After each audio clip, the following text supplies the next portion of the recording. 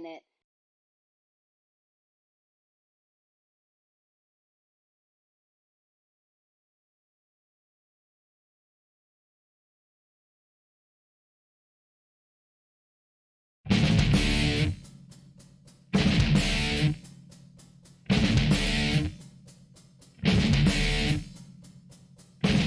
Some things they've changed, they've gone away.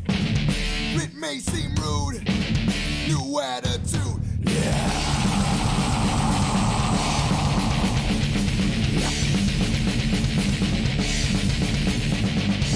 Some things they've changed, they've gone away. It may seem rude, new attitude.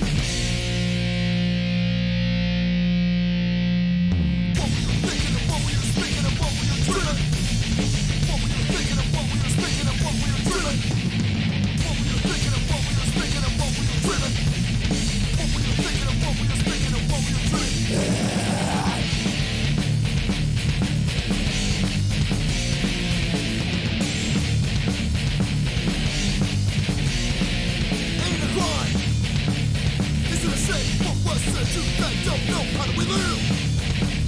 Is it alright? Now my life change over. Yeah.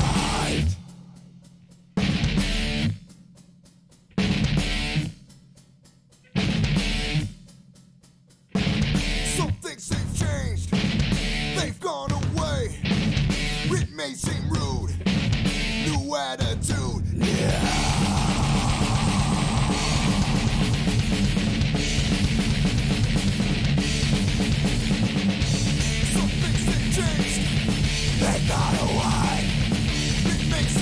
We'll be getting started here very shortly. I wasn't going to do a stream today, but you know what? It's Veterans Day. So I'm dedicating this stream, this afternoon stream, to all the veterans out there. We'll get going very shortly.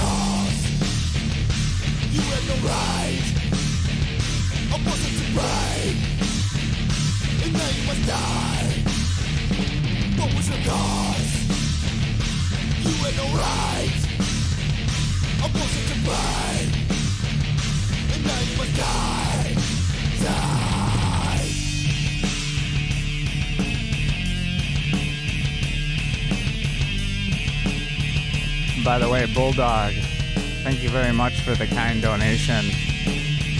I will not forget it.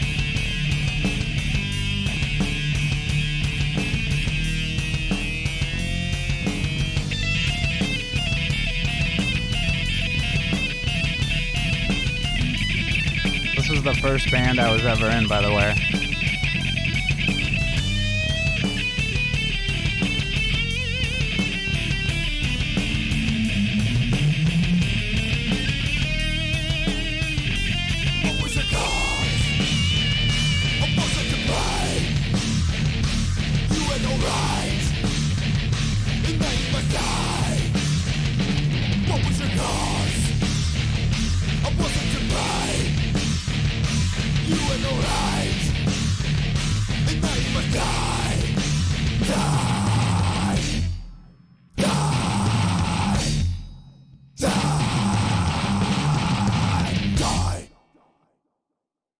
That sounds like a record.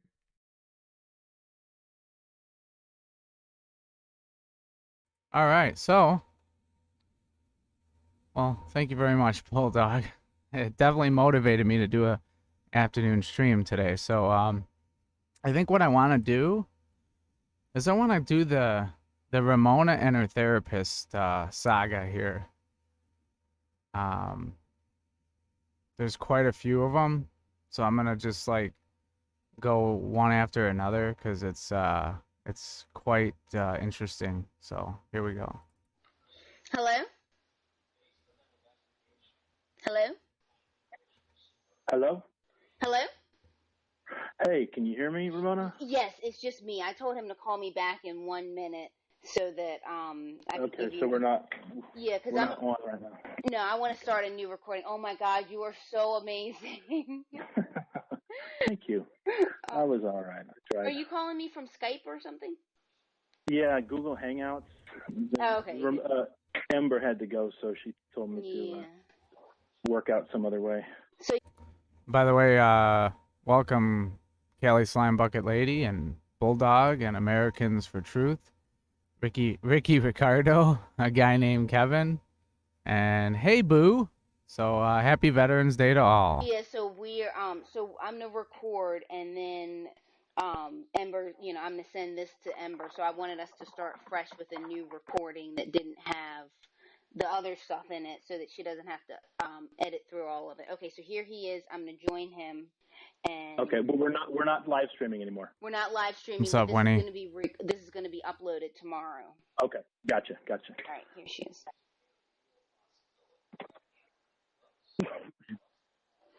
Okay, hey Lauren. Okay, so therapist just called me back, and we're on the three of us. Again, so can y'all hear me? yeah, I can hear you. What were you saying, or what was I saying? So. Well, but I do remember I when I listen to this in my headphones, there's like a clicking noise that keeps happening in the recording of this call.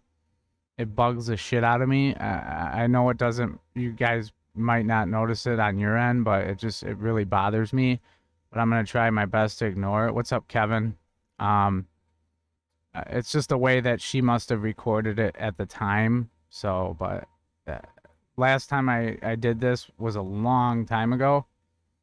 And I know I didn't play all of them, but it was bugging the shit out of me. But everybody was saying that it didn't really affect it on their end. So to pick up where we left off, I think we were. I think I was more or less summarizing my my take on the situation, my diagnosis, as it were,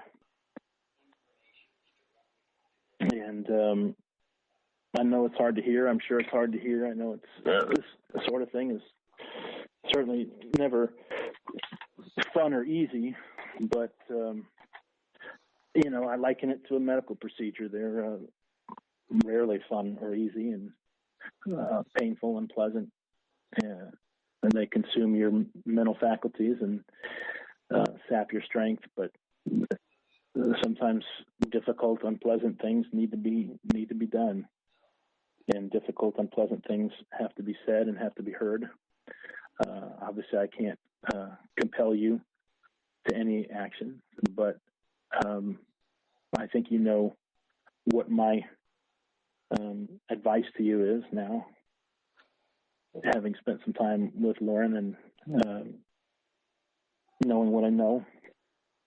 And Lauren, I know that you don't appreciate that or you don't agree with that, but I really wish that I could tell you more. I refuse to do it over the phone because of things that have happened to me. Well, that's your prerogative. That's your prerogative. On the internet, I have a lot to deal with that. That's your prerogative, but I have to proceed and act on the basis of what I do know. And there it is. it is, isn't it, Omega? I had alluded to earlier, I think I'm like all worn out from crying, so I can talk about it now. The fact that everybody has been acting really crazy, obsessed, um, with me. My brother TJ flew in, and it's really been a difficult week dealing with them, and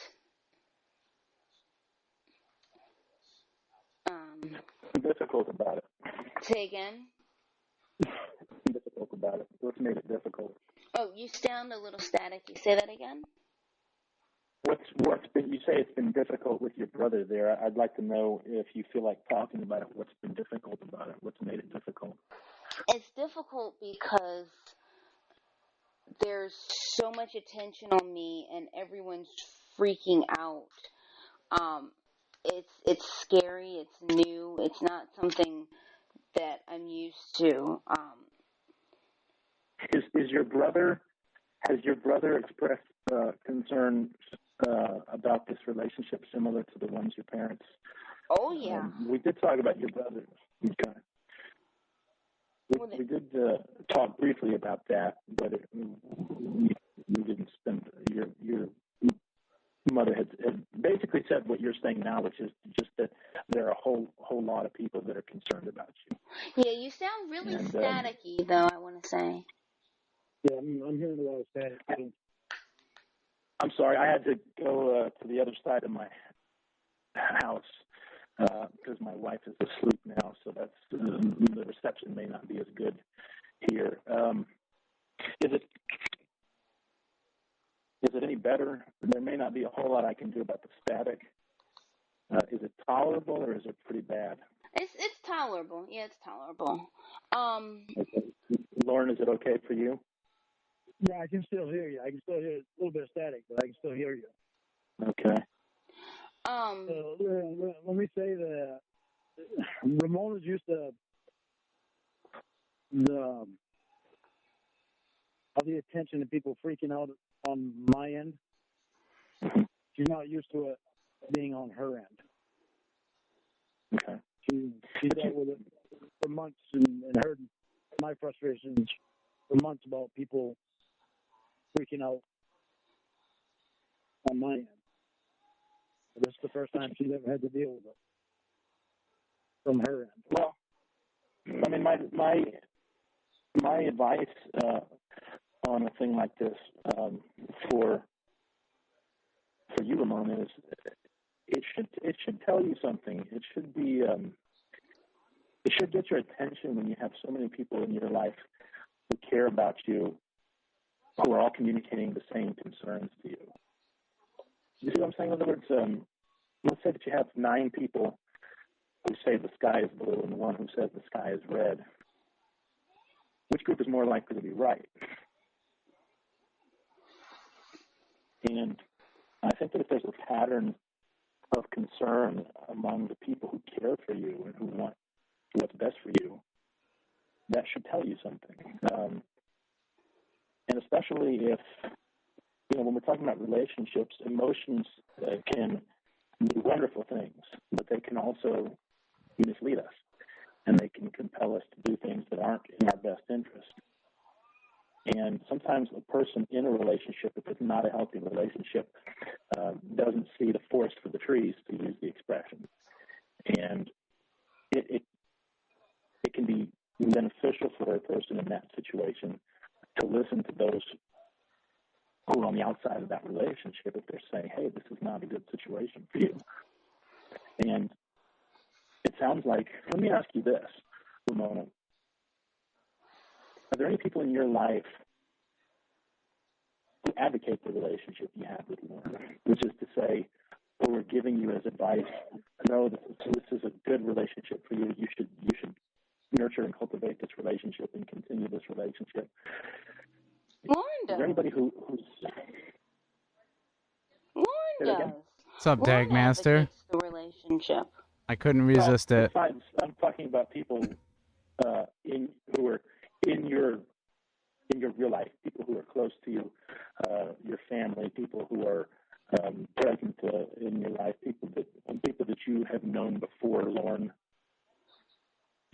I'm saying? Family members, close friends, that sort of thing. No. Everyone's that's freaking out. Yeah, I mean, and that's. So how long has anybody in your life known about me though? That's a tricky question to ask or to answer, because when TJ was the first and when he started his thing, I don't know if he fully believed it. What's up, Lauren Hansen, the 13th, that you had a relationship and with Lauren? Dagmaster? Yeah. I don't know if TJ fully believed that. Mm-hmm. How long have people in my life known about our relationship? Well, hold on. So my parents got something last Friday or Saturday, so it's been about a week that they've known. So last Friday or Saturday, my parents received. It was really disgusting. I don't know if they told you, but it was a printout of his registered sex offender profile, a CD with 3 of our conversations with him calling me every name under the sun, and a note saying this is. I don't know if they. Oh yeah, okay. I don't know if they told you all the details. Yeah. We reviewed those items. We did. Did you hear the calls? Oh yeah. We discussed it earlier. Oh God. Yeah. See, this is what when I was trying to explain to you earlier, Lauren. Deucey. These are the elements of information I have to go on. These are the elements of information from which I am drawing my insight, and all I can do is operate based on that information. Okay, I'll tell you one story that it's probably already on the internet, so I don't mind telling you the story. Okay. It is the story of Amanda James. Here we go. I lived in Washington State, and I had my nieces and nephews like 80% of the time. I talked to this girl for 2 years, and it took more time away from my nieces and nephews than it affected them. And 2 years I talked to this girl. She told me her name was Amanda James. She told me that her daughter was her niece. She said that her sister-in-law died from breast cancer. She said that she had custody of her niece because her brother was a druggie. A druggie. What else she told me? What's up, Frank Belleville? She was 30 years old. No, she was 2 years younger. She was 28 and I was 30.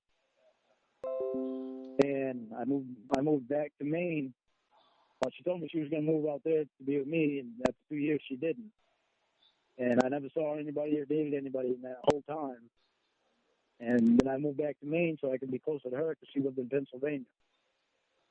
Okay, so you knew her from the internet. You said you lived in Washington, so you met her on the internet. Yeah, that was the first time I ever met anybody from the internet. So I never met anybody, dated anybody on the internet.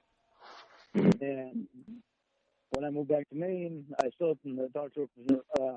I was talking to her, and my sister wanted to talk to her. I was talking to her on the phone. My sister wanted to talk to her.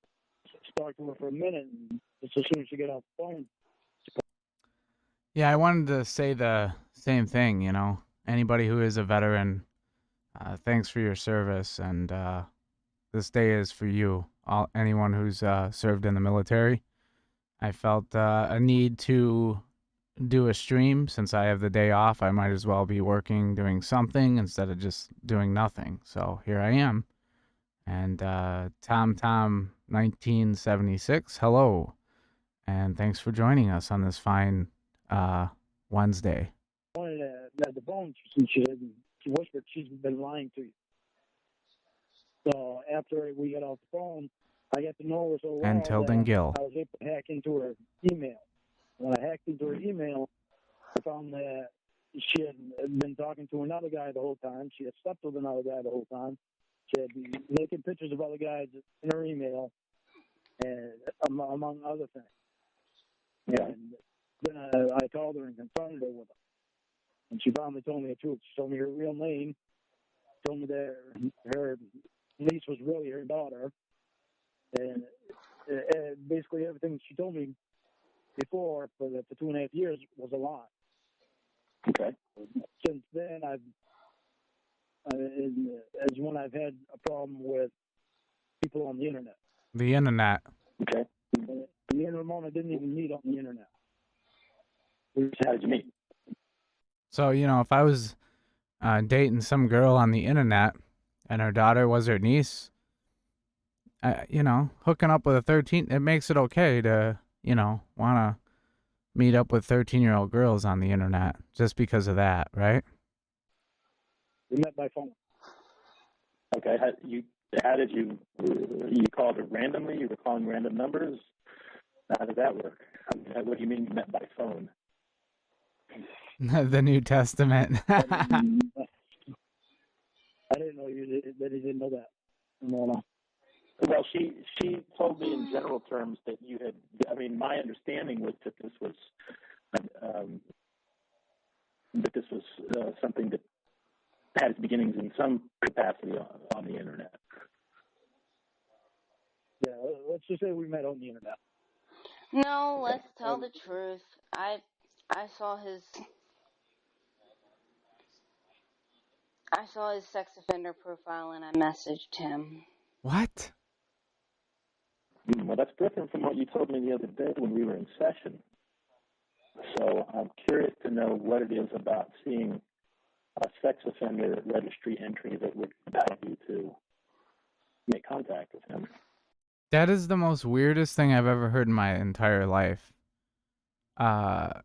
If you were a sex offender and you were on the registry and some woman messaged you and said, "Hi, I saw that you're a sex offender. I want to date you." I mean, what is that? I mean, Lauren just thinks that, women are attracted to sex offenders, especially when their sex offense was against a underage girl. Come on, Lauren. What's up, Ruby Roo? How you doing? Welcome. I'm glad you're here during this fine day, which is Veterans Day. I'm aware that your father was a veteran, and that's awesome. I'm sure, he was a great guy, and I already said that whoever is a veteran here and who isn't here, happy Veterans Day. And here we go. You thought he was attractive? Yeah. She thought I needed a friend, too. Right, Omega? He was the perfect friend for me to have. I want to ask you about this Amanda James situation you conveyed to me, if you don't mind. I want to know what bearing that has on what we're talking about here. I mean, you told me the story. It's it's a bad side. It's a shame that happened, that somebody lied to you and so on and so forth. But what relevance does that have to what we've been discussing here? Thanks, Ruby. Because before I met Ramona, there was a girl named Ember, and she was married, and we were just friends. And I took her as being, after talking to her for a while, I took her as my best friend. I actually called her my best friend. Oh, boy. I know a little bit about that situation. I want to know why you're telling me this. I want to know what relevance this has to the things that we've been discussing about Ramona. What's up, Aaron? Because it has to do with the way that I act when I get fucking, how I get paranoid. Okay. Because that's the whole reason I get paranoid, is when something doesn't feel right. Uh-huh. Or I think I'm being played with or something like that. Okay. See, I thought the whole thing was, and I didn't know for sure, but I guessed this. I thought that Lauren started, when he had started his YouTube channel, that these women contacted him. I didn't realize it was just because they were on the registry.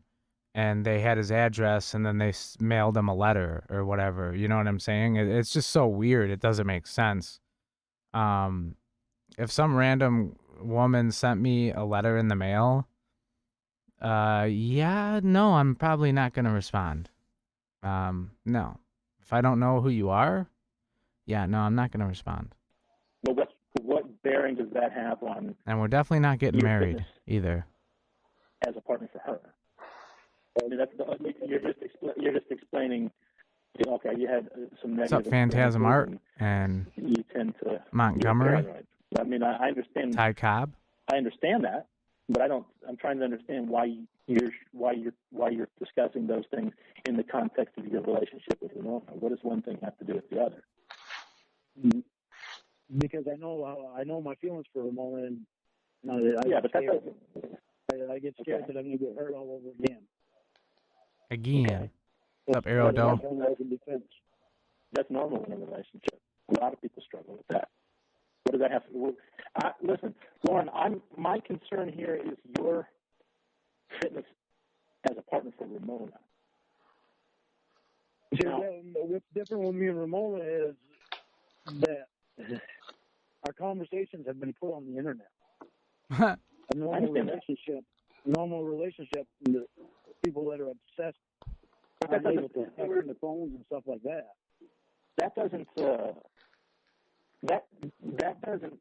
influence the dynamic of how you act toward her. It shouldn't, and if it does, in the sense that it compels you to be angry and abusive, I mean, all that does is buttress my point about how it's not healthy for her to be in this relationship. And what? And none of the things that you've told me Did he say buttress? have any bearing on the behavioral concerns I have about you regarding your sexual crime and your proclivities in that area, your proclivities toward alcohol abuse, your proclivities to express your anger inappropriately. These are all that abusive stuff. That verbal abuse only happens when I'm drinking. That's why I quit drinking. Well, yeah, okay, Lauren. But you have to start drinking in order to quit drinking. It's the starting drinking that concerns me. In other words, you don't get a medal because you stopped doing something you shouldn't have done in the first place. What's up, J Martinez M4? How you doing? I thought that's what he said, you know? I thought that's what I heard. Dirty Four Door, how you doing? The concern remains: why did you do it in the first place? And sprinkle if you're telling cake. me that you had a DUI when you were much younger, and now you're talking about this abusive behavior that you stopped doing 2 weeks ago because you stopped drinking 2 weeks. I mean, I'm seeing long-term patterns of behavior here, in both in regard to the drinking and the abusive behavior. These are not small issues. These are certainly not issues that go away because you stopped drinking 2 weeks ago. This is also coming from somebody that doesn't know me. I know those things about you. Are those things true or not? That's all you know, though. What do I need to know? If you have those things about me, just because you know those things about me doesn't mean that you know me. Lauren, everybody in prison has a reason why they did what they did. You see what Never meant to do it. Everybody in an AA meeting has a reason why they started drinking. The reason is irrelevant. The behavior is what I'm concerned with.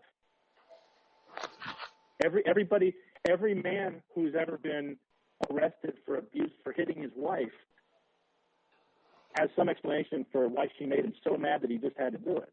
I'm not concerned with your reasons. It's the behavior that I'm concerned with. He never meant to do it, though. I've never hit a woman in my life, and I never will.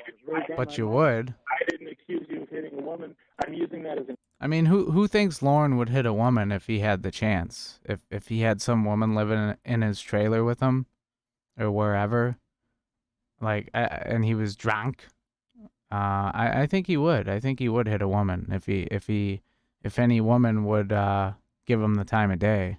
Example. I'm trying to draw a parallel here. I'm trying to make a distinction between behavior and motivation. The motivation is irrelevant when my concern is the safety of my patient. Right, when you hit a woman, you just you can't say no to that, right? The behavior is all I'm concerned with. That's the You might have problem. 100 excuses for drinking to excess, for abusive behavior, and they may all be valid excuses in your mind. But if the behavior continues to manifest itself, then the reasons for it don't matter. And I might add that some of the centerpiece issues that I have, the sexual stuff and the drinking, And the white stuff. there's no excuse for those things. It doesn't matter what your reasons for doing those things were, you did them. And no reason is good enough. There's no justification for those things. I don't care what you tell me. I don't care how many Amanda James there were. I don't care how many Embers there were. It's irrelevant. The matter is that what I did before was wrong, and I know it was wrong. And everything I've done wrong, I know everything I've done wrong. Okay, that's I fine. also know that I'm getting better. Well, I can't make that evaluation. All I know is that there are patterns of behavior. Well, that's fine. That's between you and your therapist. My concern is Ramona's well-being, not your improvement as a person. And if there are patterns of behavior that are unhealthy, that are potentially dangerous for her, that's what I'm concerned with. And I have to make my evaluation on that basis and that basis alone. So it doesn't matter to me why you got a DUI. I mean, the immediate reason is the only thing that's of any significance to me. You got a DUI because you used bad judgment. You drank too much and you decided to drive a car, which is a terrible thing to do. Terrible judgment. That happened a long time ago. But that wasn't even the case. The case was I hadn't had a beer for hours. And I thought that I was sober. I didn't. Yeah, he hadn't had a beer for hours, by the way. What's up, Rhoda's Chewed Tootsie? I'm off today for Veterans Day, so I figured, since it's Veterans Day, I would do a day stream, What's up, Amanda James? Hello, welcome. I want my brother walking on the road drunk. I go to them home. If you drank to such excess that hours later you were still drunk enough to get a DUI, not only does that indicate a serious lack of impulse control. I was barely over the legal limit. This is what I'm saying. Just because I got a DUI, you automatically think that I was actually drunk. You say you were barely over the legal limit. I say the word barely doesn't matter. You were over the legal limit and you drove a car. I didn't think that I was over the limit when I drove. Well, that's bad judgment. At that time. You're not helping your case. If you say, well, I didn't think I was over the limit, all that tells me is that you not only have a drinking problem, but you don't have the ability to judge when you're too drunk to drive or not.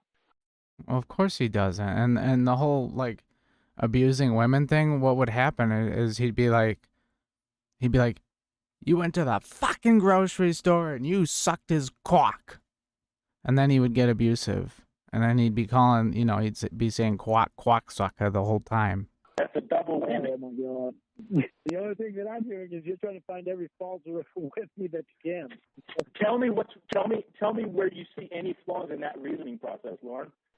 I'm not going to tell you anything anymore. Of course you're not. You don't have anything to say. I've cut you here. I can do that, Dagmaster. It's a good idea. Hold on a sec. Yeah. I mean, that's the fact. Because if you had a rebuttal, you would have already used it. The fact that you're saying, well, you don't know, and you're just trying to find anything wrong with me, that's a cop-out. That's a victim mentality. The fact of the matter is, I fell asleep. That's what happened. I fell asleep. Well, that's even worse. I fell asleep. That's even worse. That's even worse. This is even worse. Better? Oh, well, he only fell asleep. Oh, well, yeah, you hit that station wagon and you killed that family, but you were only asleep, so let's go easy on you. Are you kidding me? I don't need you to continuously try to make me out to be a bad person. I'm calling it the way I see it. I'm making you out to be a bad person. I don't have to make you out to be a bad person. The facts do that. All I'm doing is observing the facts. The facts don't do that. What are the facts? You're a good guy? He fell asleep. That's a good guy right there. He fell asleep because he drank too much. Let's evaluate you. No, because I'm not you. I'm human just like the rest of us. The difference between you and me is that I own my mistake. There you go, bro. I do make mistakes. So you're saying that you're no worse than I am. That's what I'm saying. Well, maybe I should date Ramona. I live a lot closer to her than you do. And I probably make more money. Like that, wouldn't she? Never meant to do it. I mean, surely you see how foolish it is. That tells you what kind of person you are. You're married and you're talking about dating my girlfriend. Well, at least she's not 13. His girlfriend. At least she's not 13. Guess I don't have anything to worry about, do I? I don't know. That's probably up to her. That's not to say. And no, he doesn't. Lauren does not qualify as a veteran. He's even if he made it through the training or whatever he did, he would have been kicked out because he's such a fucking idiot. It just wouldn't have worked out. You know, he probably would have harassed all the female women in the military, and he probably would have got kicked out for drinking too. So, yeah. I bet you he holds this picture very high as like he's, you know, someone of high regard. But he's not. He's not. He's not 13. That's a real professional statement. Calling it like I see it. I think it's the most professional thing I can do. So, do you have anything else to say on your behalf? On my behalf? Mm-hmm. What else is there to say? Well, if you've got something to say, say it. If you're just going to repeat yourself. Ramona knows me. I don't care if you know me. I don't care whether you care. I'm not here for your benefit. Yeah, we're all here. We're all not here for Lauren's benefit. What's up, Jeff? Stacy's druggy friends. How's it going? Penelope, how you doing? Gorilla Face Gwen, what's happening? I have nothing left to say to you. Okay, and I'm going to talk to Ramona now, and I'll appreciate it if you can keep quiet while I do so I don't have to argue with you and then repeat myself. Well, he'll drop off. He'll drop off, and you can talk, you know, as you like to say, candidly. Okay.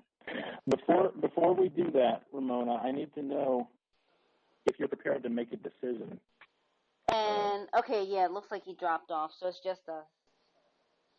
Lauren's not on the line any longer? No, I don't think so. Hang on, let me see. Okay.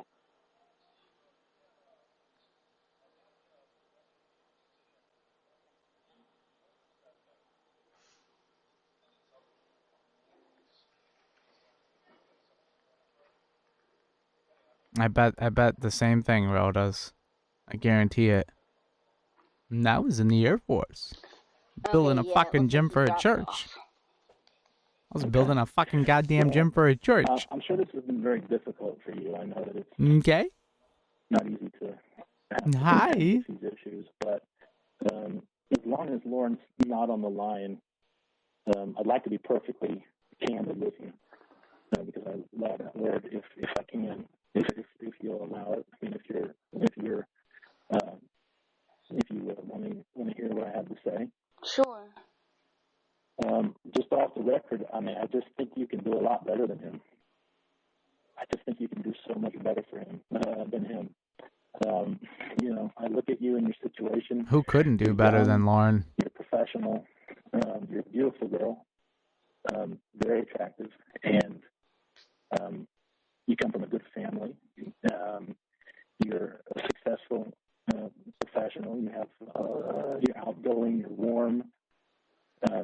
You're a wonderful person. And I think that you need to take some time and see what it's like to have someone show you what a full relationship can look like. You know, all of the Lauren's got to be listening, right? The purposes and benefits that go along with that, emotional and physical. And you know, mom talked about a couple of friends that you have here that you have the Not that I know of, Montgomery. store manager, and that these are young professionals, successful, and they're closer in age to you, and probably intellectually have more to offer you than Lauren would. And I would even say, I mean, if I'm just could be Joe, just speaking could off be the record here, someone like me, I could even. I mean, obviously, it would have to come after I've settled my affairs with your parents, and there's a medical release that is involved that discharges you and your family as my client and that sort of thing. But after something like that, I'd be willing to spend some time with you, professionally, of course, and just sort of show you what it's like to be with someone who's more in your league. Go out to dinner, things like that, and be purely platonic, of course. Is that something you'd be interested in, maybe at some point? Well, And that's the other thing, Rodas, too. Like, it's not like Lauren. I don't think Lauren ever had a drug problem or anything. He basically was. He's always been like just a drinker. So that could have been a problem in the Air Force, but there had to be something else as well that he did. He did something, because they don't just kick you out or basically make a deal with you to leave for no reason. Because I know an older guy that I used to work with that was in the Navy, but he was in the Navy twice. He was in when he was younger, and he did his 4 years or 8 years or whatever, got out, and then he rejoined like 10, 15 years later, and he ended up not getting kicked out, but basically because he wouldn't go to AA, he had an alcohol problem. They basically said, well, your use in the Navy is no longer wanted. So either you go to AA or do that, or you have to leave. But he did get an honorable discharge. It was just basically a deal like, you got to leave if you're not going to, go through the treatment. And he didn't want to do that, so he left. So, but that was after like 8 years. So, like, I know. I mean, I have a question. I have a question, and don't think that I'm just asking it off the record, because I heard that a lot of you therapists who I've heard a lot of you therapists do this, that you guys pretend to be married because it makes you look more skilled in what you do, but is that like? Oh no! I don't do that. No. Like, are you married, or are you pretending to be? No, I'm married, of course. 11, mostly wonderful years. It's not always perfect, I mean, we have our ups and downs, as any couple does. I won't lie. There are times when I get frustrated with the situation and wish that I had a diversion myself. I miss the single life sometimes, but I think that's normal for anybody that's been married any length of time. I don't think that's material here, but no, I'm not. Ramona, you're my patient. I would never. I'm not trying to take advantage of you or put you in a compromising position or anything like that. What I offer is for your benefit. Okay, because I was wondering. This is Sam Pendleton, right? I have I wouldn't really call him a friend, but he's more of an acquaintance, and he's a therapist, and I shouldn't say he pretends to be married, but he I need a therapist, by the way. To lead that on, that like he wears. Well, I guess he does pretend to be married. He wears a ring, and he has pictures on his desk of like him and his sister, kind of like, obviously not kissing or like doing anything like that, but just having fun, kind of to lead you to believe that he's married, because he's a family therapist, and so he doesn't. Oh, that's right. Well, no, that's not. That's a terrible violation of the solemn oaths of the therapist, and I would never even dream of. Before this is over, I think it's different if, years from now, I will be, getting counseling and getting off the internet. Look, we're living in the modern age, and the dynamics of a married relationship are somewhat different in a lot of cases than they used to be. There are a lot of couples that are open about interests outside the marriage they may have, and if it's something that's agreed upon within the marriage, that I think is perfectly fine. And anyway, I don't mean to. I mean, I didn't mean to come on too strong. I hope I did not. It would be doing it for your benefit. I mean, it's not to say I wouldn't enjoy myself too, but it's purely platonic, purely for to sort of get you on the right foot in terms of exploring the. And the other thing too is, like, if you go back to the show, there was a lot of people on the show that were like really young. Like, they were like 21 years old trying to hook up with a 15-year-old, which is still bad. It's illegal. It's morally wrong. But I don't feel it's as bad as Lauren's situation. The fucking guy was 36. Like, at that point, you're way past the point of, like, being immature or doing anything that's stupid. You know what I mean? So, I don't know. I just think, when you're 36, 37 and you're trying to hook up with a 13-year-old is way worse than being like 21 and trying to hook up with a 15-year-old. You know what I'm saying? Like, I don't know. Either way, they're both bad. I wouldn't do either one, but it's just his situation was way more disgusting. And plus, a lot of the other people that were younger, that were like 21, 22, their conversations were very short. They didn't go on for a month, and they weren't sitting there going, I love you. They were just saying, do you do anal? Stuff like that. Options that you have, right around you. Wasn't Jeff Stacy like 23 or something? I mean, he was creepy as fuck too, but it's still. Interesting. Like, I mean, it's like, I don't know how to describe it.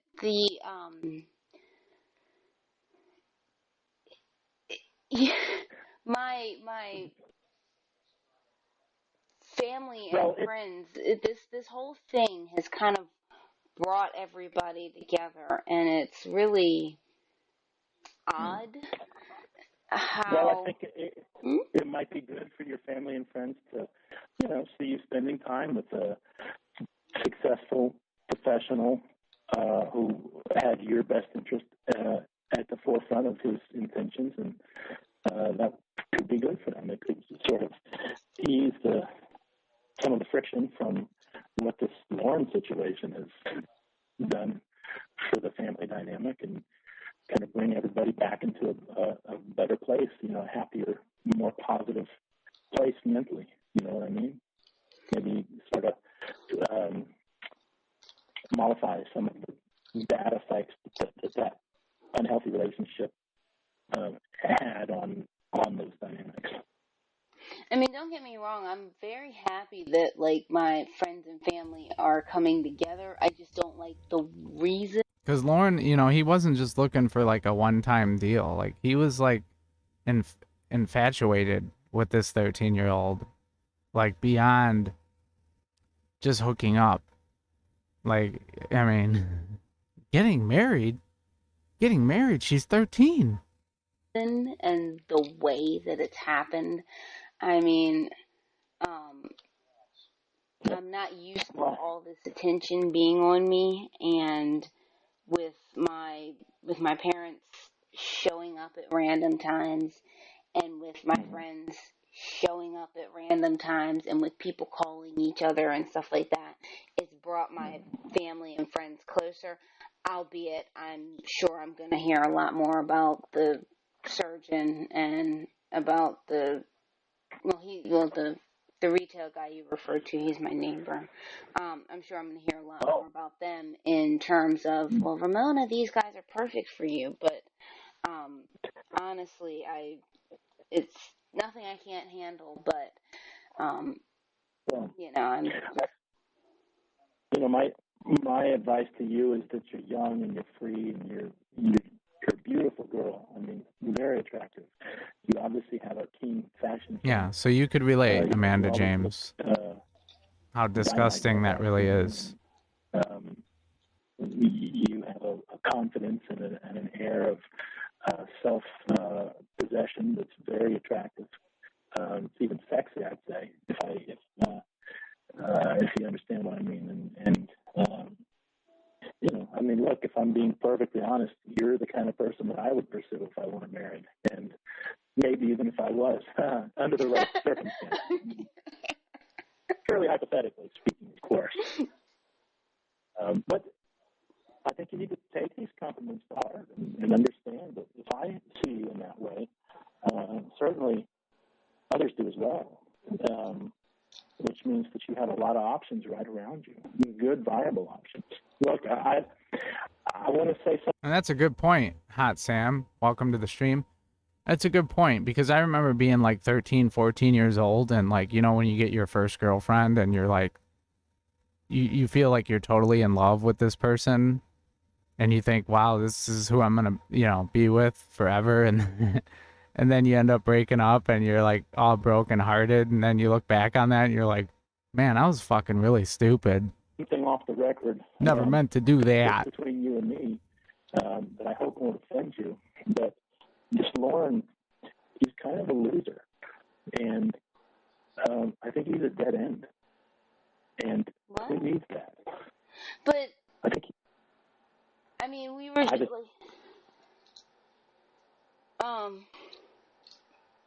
he and I were just talking. He's got a chance to make a lot of money.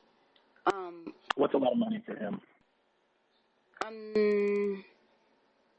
I don't know what a lot is for him, but I really, now that I think about it, I really don't know what. No, that's what I'm saying.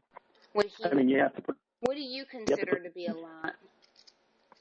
Well, I'll put it this way. It's August, and I've already cleared 6 figures 2 times over, and that's after taxes. Wow. I'm jealous. That's some good money right there. I wish I made that much. What I'm saying, if you were with someone like me, then you could partake in that success as well. Doesn't that sound good? Don't you want something like that for yourself?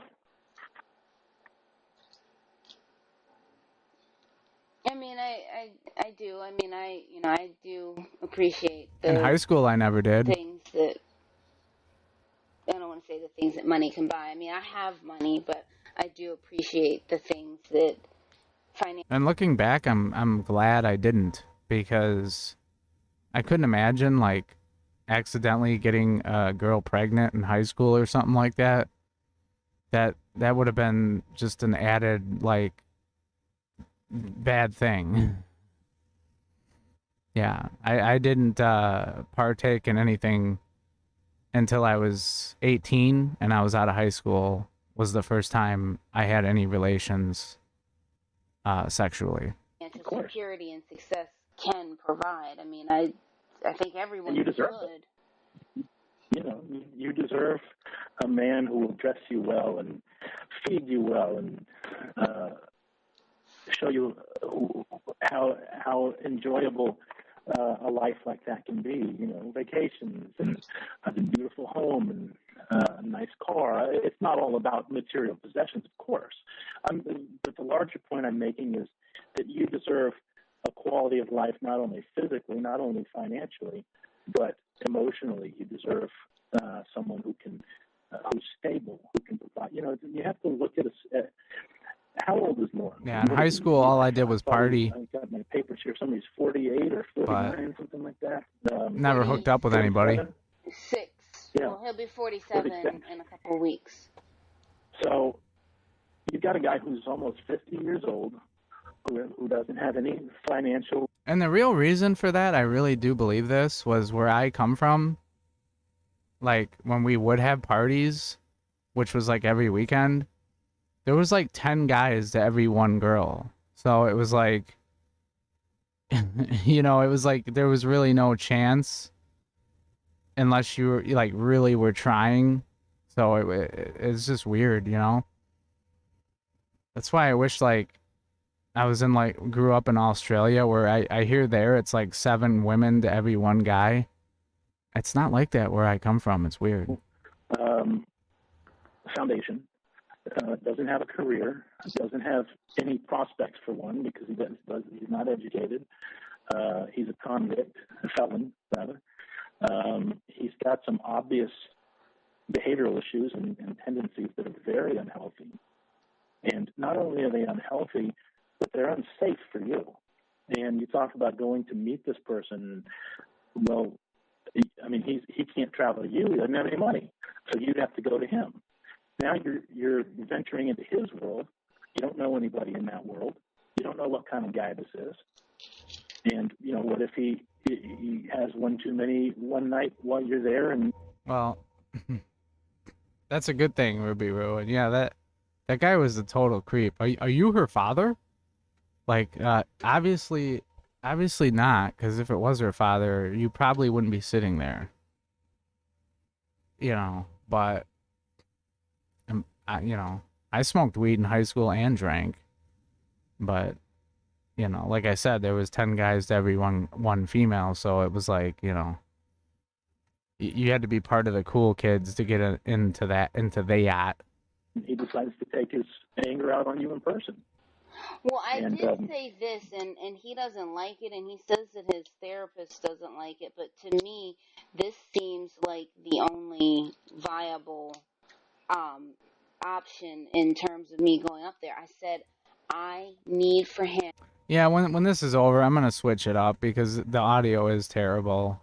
This is like earlier on, so I'm definitely going to switch it up. And so far, it's been...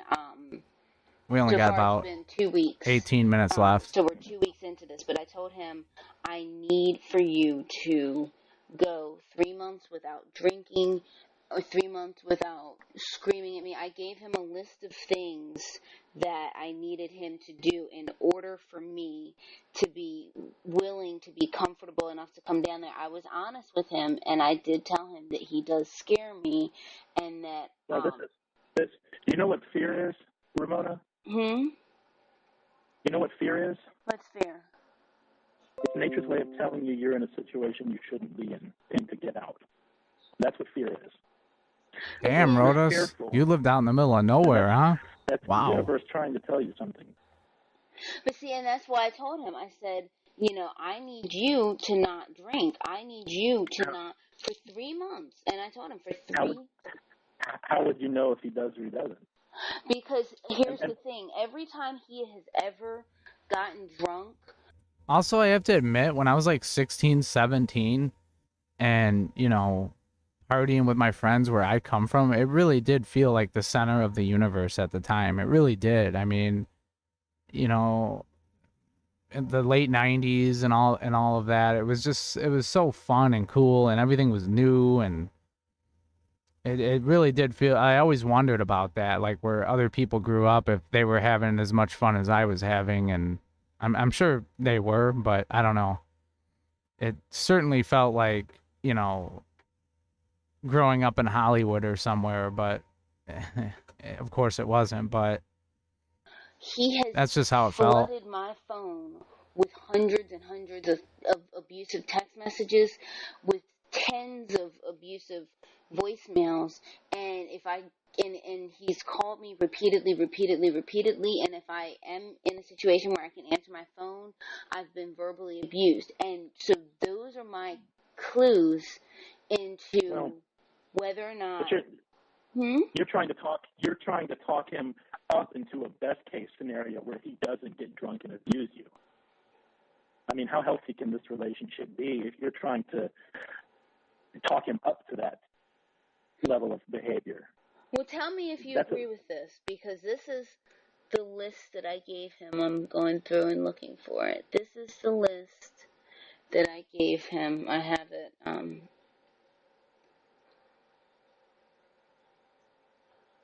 Okay, so on, let me see, hang on. No sweat. Okay, so on July 19th, I sent him, actually July 19th at 4:27 p.m., I sent him this letter, or well, this message, and I said, for 3 months, starting on July 19th, which was the day that I sent it, no getting drunk, no calling me or my family and friends' names, no threats to me or my friends and family, no yelling at me, no repetitive messages or calls, no messages before 8 a.m. and after 10 p.m. ever, no getting an attitude if or when I don't text or call back, no accusing me of cheating, no nasty voicemails, and I said no nasty messages from your friends or from your friends' phones. And so I said, and so I said, you have to do these for 3 months. You have to follow this for 3 months. And I said, and if you follow this for 3 months, starting today, then I'll come down on October 19th. That is his birthday. I'll come down and spend that time with you, and I'll pay to do it. I said, but if you violate it and it has to start over, then I'm not going to pay to come down. Yeah, I don't live. I mean, the current city I live in probably has around 90,000 people. So I guess you would consider that kind of a big city. Not really, but it's outside of Chicago. So I like being like near the city, but not in it. I would never want to live in Chicago. It's just too crazy, and it's so expensive. I mean, it's expensive pretty much anywhere in Illinois, um, but yeah, living out in the middle of nowhere, complete middle of nowhere. I don't know if I would. I mean, maybe I would like it. I just wouldn't like having to drive, far for work and all that. I'm lucky enough to where I don't, have to commute very far to work. And so it ended up getting violated, and so we are now at the 2-week point. So it's been What's up, Roy? Scotty B? What's happening? twice or 2 or 3 And times. very true, faceted dreams. Okay, let me tell you the problems that I see that I have with that arrangement, and then I'll tell you But the I third thought, problem I have. real quick, I thought that list was brilliant because it encompasses everything that he does that is abusive. I figured. Well, here's the problem with it. The list is fine in the sense that it's an exemplary template for how every man should act all the time anyway. Now, the problem with the situation is threefold. The first problem with it is that if he's the kind of guy that you have to give an ultimatum to in order to get him to stop doing those things, that's a bad guy. He should never have done any of those things to start with. And the fact that he has multiple times and that it's enough of a pattern of behavior that you have to draw up an arrangement with him to get him to stop doing those things is very, very troubling. That's the first problem. Here's the second. When you tell a child that he needs to be good because if he's not good, Santa Claus won't come, you're teaching that child that good behavior is that rewards are a function of good behavior, that desirable outcomes are a function of good behavior. Okay, but the child is not doing the good behavior because he wants to be intrinsically good. He's only doing it to get the reward. He's doing it for the wrong reason. His focus is in the wrong place. Now, with a kid, it's fine. This is how we teach good behavior in children until they're old enough where we can communicate the meta reasons for why good behavior is so important. But when you're dealing with a grown man and you have to offer him an incentive, then in addition to the problem I just outlined before, he's not doing it for the right reasons. He should want to not be verbally abusive because being verbally abusive is a terrible thing for a man to be, especially to a woman. He should want to give up drinking because it makes him a worse person and it puts him and other people in danger. Okay, and to give him this ultimatum is to not only subtly reinforce that action-reward dynamic that's so wonky, it's out of place. It's completely broken for this to be the basis on which a grown man learns to behave properly. But as long as you are the reason he's doing those things, you'll be the reason that he breaks the rules. Right? If things go south, Well, then he's back to drinking and being. And by the way, just so you guys know, sometimes when you comment on my videos, YouTube is pretty strict and they will not show up, depending on whether you put a swear word in there or sometimes it's a link. So Scotty B, whatever you just sent me, it for some odd reason it will not show up on my video. I don't know why. I don't know if it's because of the link or what it is, but Abusively. Now, what do you mean? I'll be the reason he breaks the rules. Because what's up, Aaron? The health of your relationship with him, the tone of the relationship, of your relationship with him, will be the nexus for whether or not he does the things he needs to do to improve.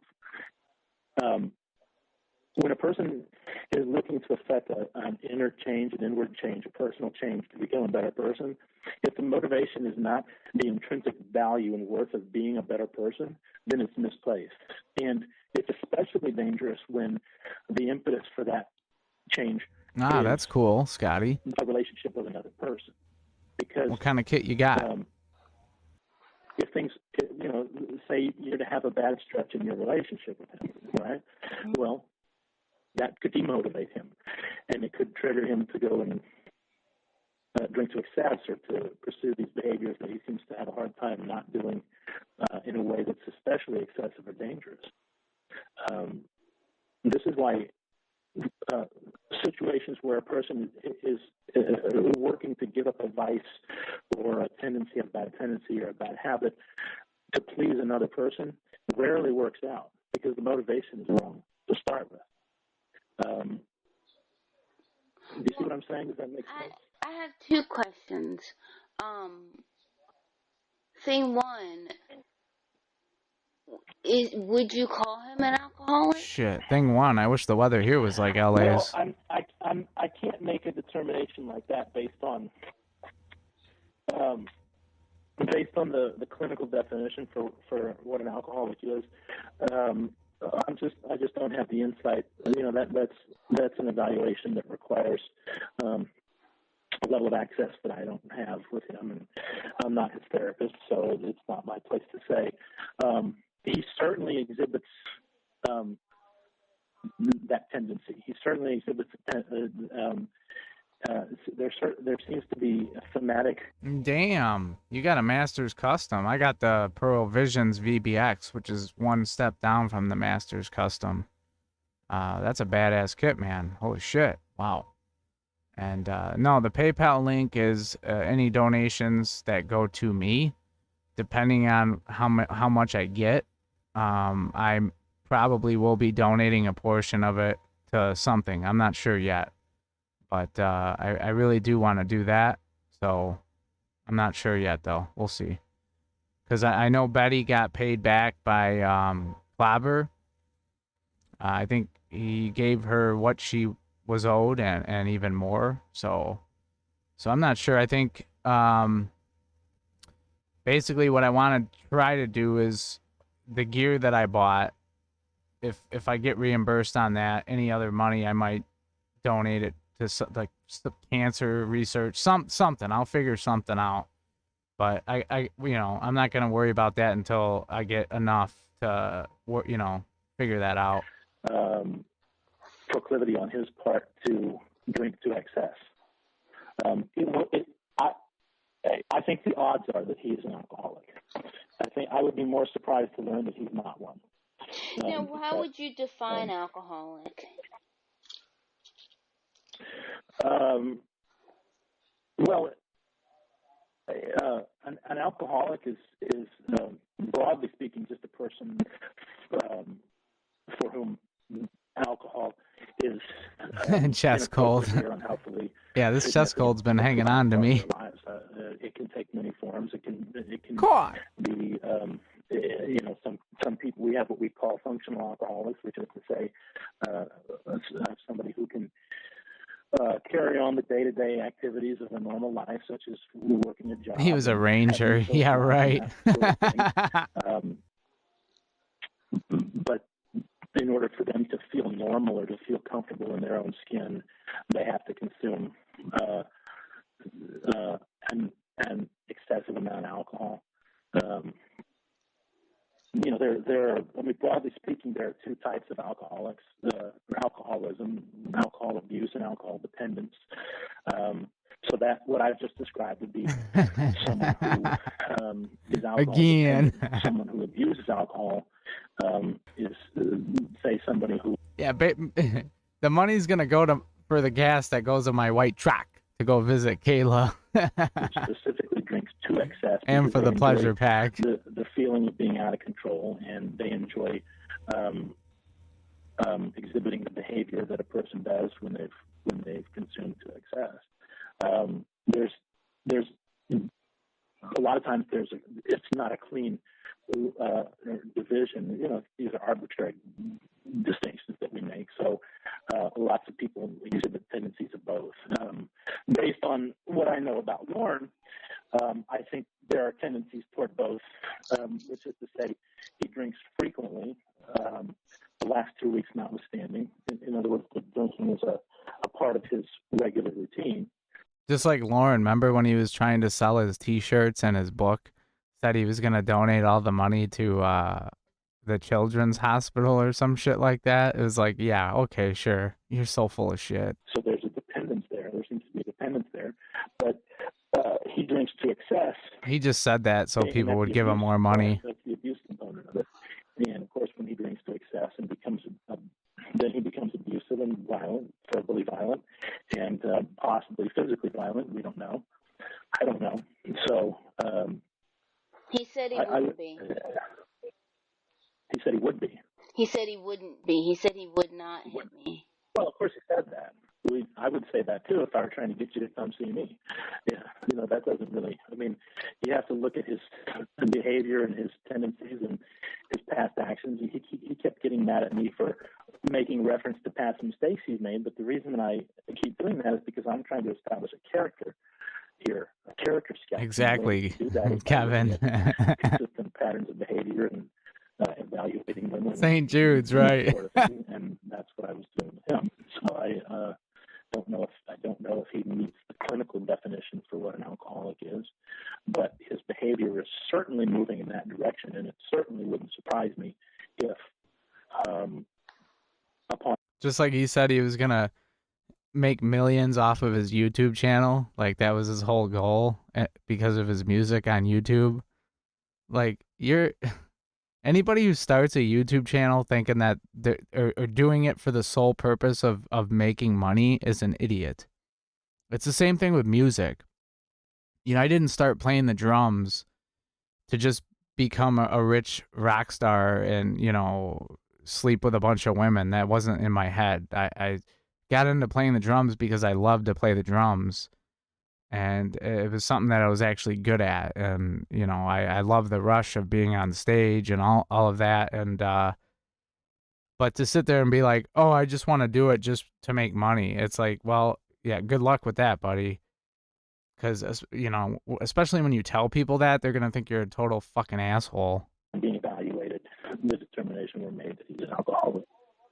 Now, so now, like, I know you said that he leans, or that you lean toward believing that he is an alcoholic, but I mean, he has not had a drink in 2 weeks. I mean, it's like... Well, look, AA gives out awards for going a year without drinking. I'm not... before you can go a year without drinking, you got to go 2 weeks. I'm not completely disregarding the significance of going 2 weeks without alcohol, but people do that all the time. Alcoholics do that all the time. And don't get me wrong, I'd be lying if I didn't say that there were times while I was playing in a band where not that I thought that, I should be making a bunch of money, but there's times, because it's really hard work. I mean, that's the thing about being in especially a band that tours, like when you're not really making much money, and for the most part, you're paying money to, if you can break even, if you can go on tour and just break even, like you're being successful. I mean, that's how rough the music industry is. But It's just it's a lot of work, and a lot of people don't realize that. They don't understand it. Like when they go see a band, there's a lot of work that's involved. But if you are a musician, you have to understand that, and that's something Lauren doesn't understand. He thinks that somebody's gonna knock on his door one day and say, "Oh, you're a great country singer. Here's a check for 500 grand, and we're going in the studio next week." It's like, yeah, Lauren, no, it doesn't work that way, buddy. I thought it was that way when I was 5 years old. It's just not that way. If you want to get something done and you want to accomplish something, you have to work hard at it, and you have to do it yourself. You have to really do it yourself, and you have to bust your ass. It just doesn't come knocking at your door. That's not how it works. That doesn't necessarily mean anything at all. And I might add that you don't know that he's gone 2 weeks. I think it's admirable that you want to trust him, that you want to believe you can trust him, but it's perhaps a little naive at the same time. If all you have to go on is his word, and he's proven to be unreliable in the past, I'm not sure how much weight that holds. And that's if you're an amazing singer. I have not gotten angry voicemails and abusive texts and repeated calls. Like, honestly, if he is drinking, I would say he's probably having somebody hold his phone, because his behavior in the last 2 weeks does not suggest that he's had any drinks to me. I don't know if you know this or not, but there are apps you can get for your phone that will shut down the text feature for in between certain hours, and they're made specifically for people who have a tendency to send drunk texts. So, is that for real? But I will say this again in his defense, that he has he calls it like a burn phone, where it's like just a regular flip phone, and because his probation officer has his phone, so he just has like a regular like throwaway type phone, and so. Damn, Aerodell. Betty had cancer too. I think I did hear that, but that's terrible. And that's really the major kicker to the story too, is not only did Lauren get caught on To Catch a Predator, but he stole 30 grand from an elderly woman. Like I couldn't sleep at night. If I took $50 from an old woman or an elderly man or woman and said I was gonna do something and just stole $50, I wouldn't be able to sleep at night. I mean, that's just terrible. How could you do that to somebody? Like anybody for that matter? It's just I'm the kind of person, like, I'm a man of my word. Like if I tell somebody I'm gonna do something, I'm gonna do it. A perfect example is like my uncle owns a piano tuning business. And about a year ago, I was thinking about getting into that business being a piano tuner, because you can make good money doing it. And so I went over there and, because I'm in music, so I kind of understand everything. And he was showing me the ropes, and I just, excuse me, I never went back. And he basically asked me why. And I said, I'm going to be honest with you. I said, I'm the kind of person, like, if I'm going to do something, I have to do it all the way. I have to put 100% into it, or I'm not going to do it. And I said, I can't let you down like that. I can't bullshit you and be like, okay, yeah, I'm going to do this. I'm going to learn this and just half-ass it. Like, so I said, no, I can't. I'm sorry. I don't have the time. And like I said, I don't half-ass shit. And if I say I'm going to do something, I'm going to do it. And if I know I can't do it or dedicate my 100% into it, then I'm gonna say no. That's just how I am. I don't think he even knows what an app is, so he can't. Maybe not. I don't know. All I'm saying is that you have to look at all possible options and all possibilities, and you have to do it in the light of what you know about him. I mean, this is true of any relationship, and it's especially advantageous for him, or potentially could be, for there to be so much physical distance between the two of you, because you really don't have. You can't do something. Just be honest. Say I can't do it. Don't bullshit. Carry a whole lot of weight in terms of being able to look at the situation and say that this person has had a real sea change in terms of the way they. What's up, Lauren Identity? Welcome, man. That sort of thing. I mean, 2 weeks D dude, how's it going? And I would add again. I mean, I'll remind you of something I said earlier, which is that in order for him to have stopped drinking, he has to have started first. And I'm not terribly impressed with a guy for whom no longer abusing his girlfriend verbally is an accomplishment. I would prefer that you be with someone who never abused you verbally to start with. And I think you deserve that. And I think that you need to believe that for yourself. It's fine for me I can tell you that, but ultimately you've got to determine that that's true for yourself.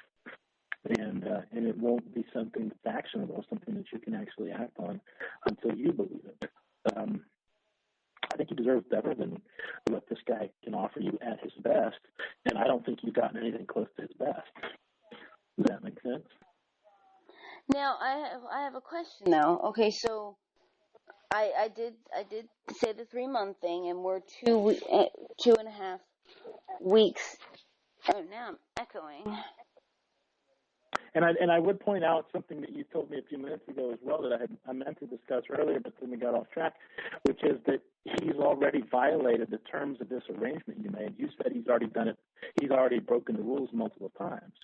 Now, he may have been good and clean for the last 2 weeks, but what's up, Shins Koala? How you doing? An incentive. He's shown an inability to adhere to the parameters of the agreement. That's very troubling. Now, it says that he doesn't have any impulse control. Now, my question now is, okay, so we're 2 weeks into this next 3 months thing. So 3 months started on, so we're 2 weeks into it. So 3 months started again on the... Okay, so I'm going to switch it up. There's a call here. I don't know if you guys know what this call is. I'm sure Lauren Identity would know. It's called Little Pig, Little Pig. And it was on 8/18 of 2018. Is that a good one? Does anyone know? It sounds interesting to me.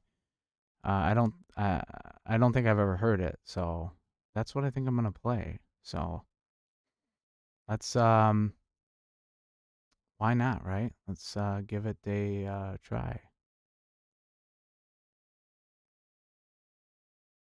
Does he come in at the last part? Wait, it's almost over. On the 27th of July. Yeah, I think that's it. So that's 1, and then 2. It's yeah. 14, 4 plus, so it's, yeah, 14. So today makes, for me, technically Friday. Today makes 15 days, but technically. Oh, Roy, believe me, I've played tons of shows where it was just the other band and their girlfriends. Believe me. That's why you ever see the movie, shit, what? God, I just had it on the tip of my tongue. Airheads. Yeah, the movie Airheads. Remember when they take over the radio station? He's like, I've been there, man. I've played the shows where it was just the other bands and their girlfriends watching. That movie cracks me up. It's so true. You know, if you go based on like it being Thursday, so, but so 15 days, 2 weeks. So we're 2 weeks into the 3 months. So now, going based on that. So what was it? July 27th. So August, September, October. So we're looking at. That's a great movie, by the way. So July, August, September, October. So we're looking at the weekend of the 27th, me coming down now, assuming that, you know, he doesn't get drunk or anything in that time. Do you think it is possible that he's going to be able to go another 2.5 months? Because that was, you know, because that's the arrangement where we're at now. No, I don't think it's possible. But even if it were possible, I would say it's immaterial in terms of whether you should go and see him. You think he's going to get drunk in this 2.5 months? Yeah, if I were putting money on it, of course. Really? Have you ever known him not to get drunk in a 3-month span? Nope. There you go. Yeah, I guess Lauren didn't join the call. I want to keep going with the therapist thing, but I know the audio is just awful. It just really bothers me.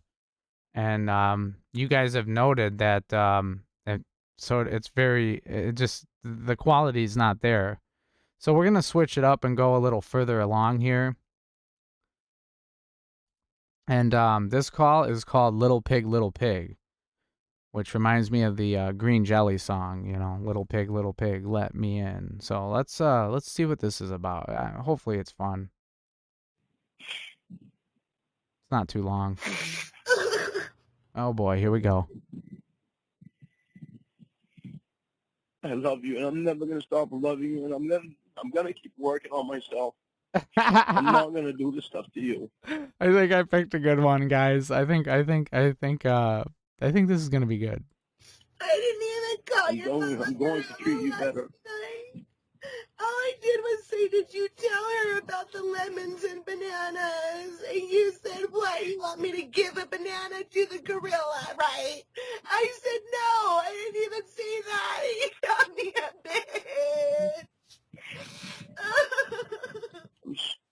I'm sorry, baby. I'm sorry, I baby. swear, when you said banana, I expected you were going to say something like that. Because you're always saying that. Even after I asked you not to, you still kept saying it. It bothered me.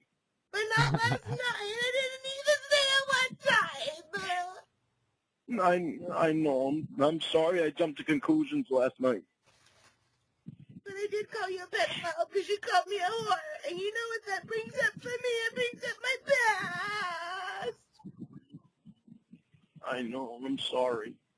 So you deserve to be called a pedophile because you don't like your past brought up either. I know.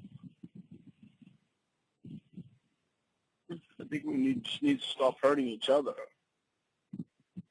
Well, yeah. Just start Yeah. defending each other. Right. Yeah.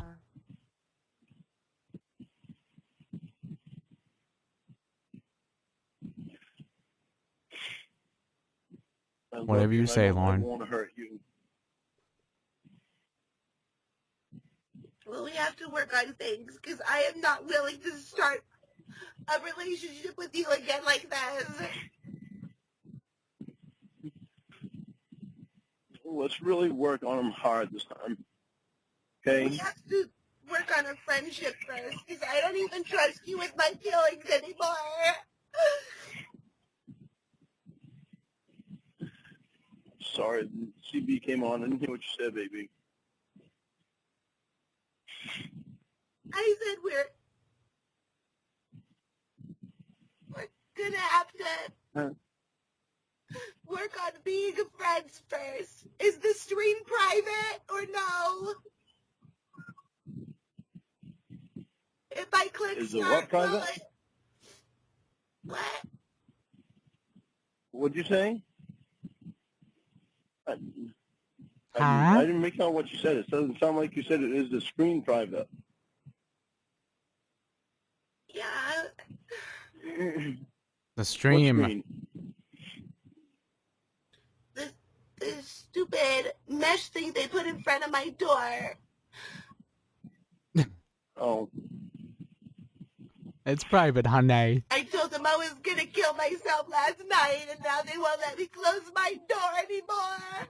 Whoa. Baby, don't ever say that. No matter what me and you go through and how mad and upset we get with each other, don't ever threaten to take you away from me. I'm never going to do that to you. You weren't gonna know. Don't ever threaten to take you away from me. How about don't ever threaten to take your own life? Maybe that's a better way to put it, huh? Don't you think? You fucking idiot.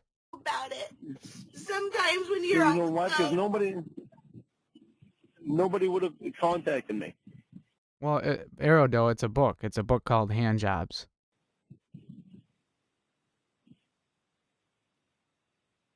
Nobody would have been able to tell me.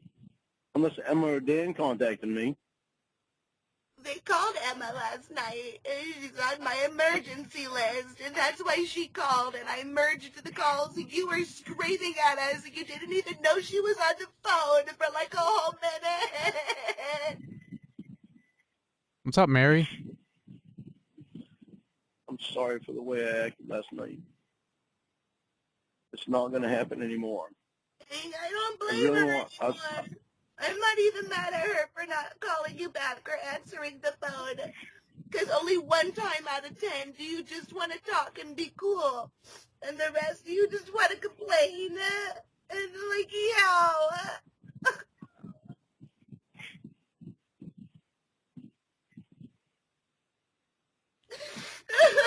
If you want to have contact with Dan and Emma, you can go right ahead, but I'm not going to have contact with them anymore. I don't care. All I want to work on is me and you. She blocked me anyway. I told her to fuck off. Well, that makes two of us. I told her the same thing.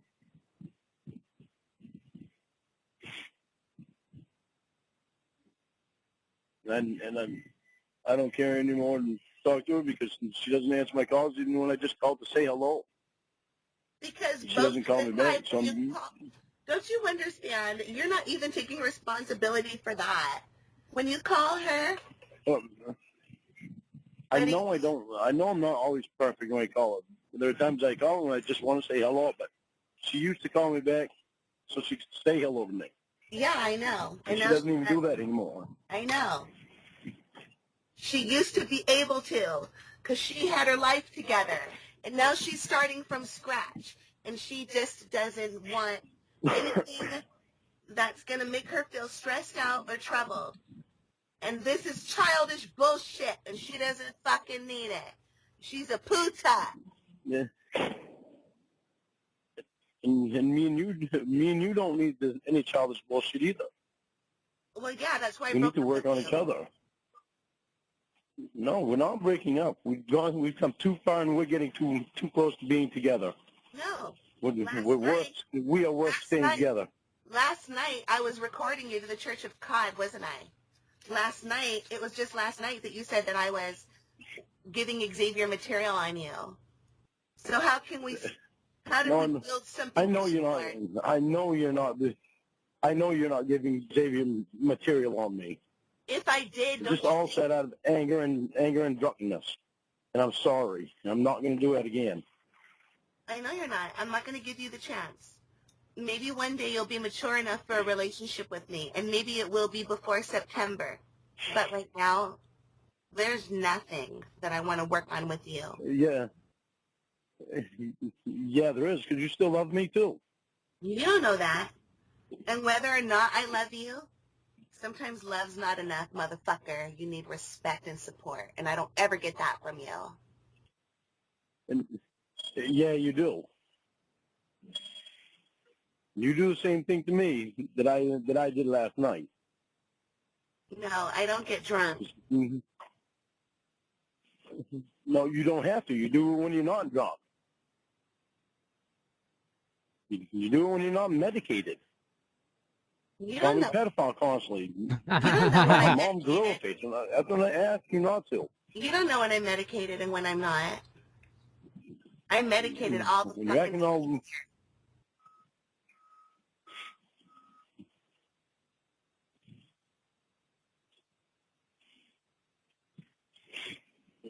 I love you, and I'm not giving up on us. Yeah, you won't even give up. You even told me you would have sex with me after I asked you to stop. So I know you don't give up. No, no. That's not at all what I meant. You knew when I said that. You know that I was saying it in a playing way. I'm not going to let the alligator break us down.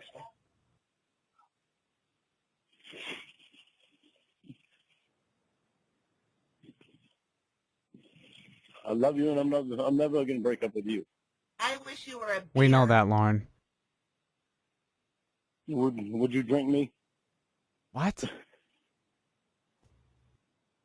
Yeah, I'd rather drink you than take in all the poison that you spit out. calling me all these names because I need to get my fucking blood pressure checked? Really? Really? Well, that was a Daniel mistake, and Petzl? I'm sorry. You I know? wouldn't do that. I would not have done that if I had been sober. If people don't think I'm real, then stop trying to bring me up and prove that I'm real. They won't believe it until I'm there. And the way things are going, I don't have a good reason to be there. I'm just going to get yelled at. No, you're not going to be Yeah, yelled at. good one!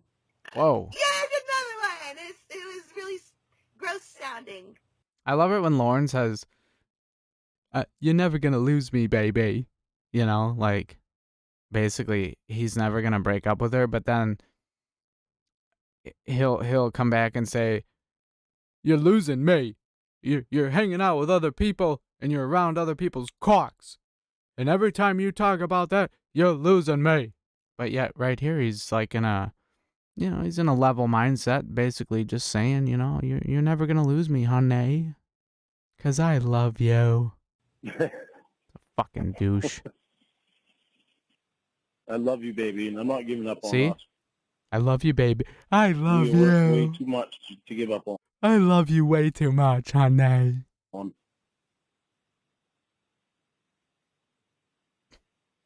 Can you bear with me a minute so I can get my paperwork? No. Please? Nope. Brava. $395. Oh, of course. He's in the middle of business. Little pigs, let me in. Not by the hair of my chinny chin chin. Nice. Green jelly. You like green jelly? I love you. I remember back in the day when we used to go to the bowling alley where I lived, and they used to have the old school jukeboxes before they had the digital ones. They used to have that album by Green Jelly in there, and we always used to play it all the time, that song. It brings back good memories. Little pigs, let me in. I have to stop the thing.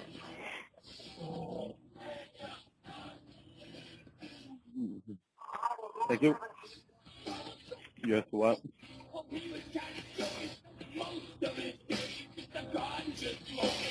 Just a ganja smoking.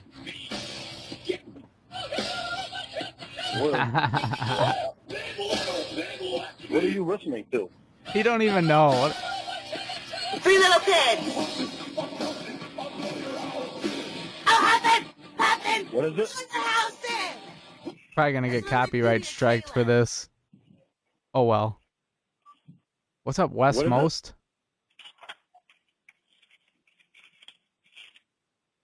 Baby? What?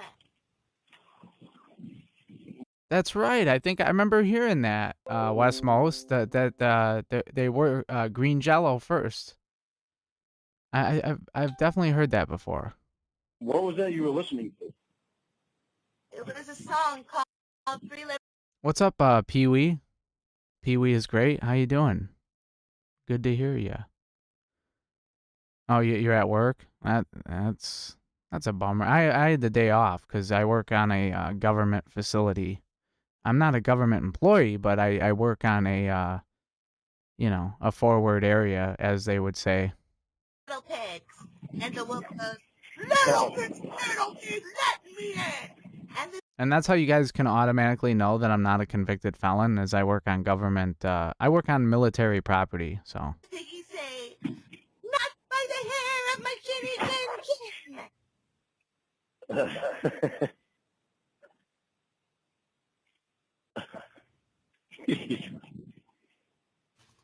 Oh, you're fucking funny. All the kids you were molesting when they were young in their 90s know that song, so you can sing it to them now. Apologize to them. All the kids that I was molesting when I was in my 90s? Oh, shut the... You're such an idiot. I'm not in my 90s. Oh, okay, well, maybe it's just foreshadowing.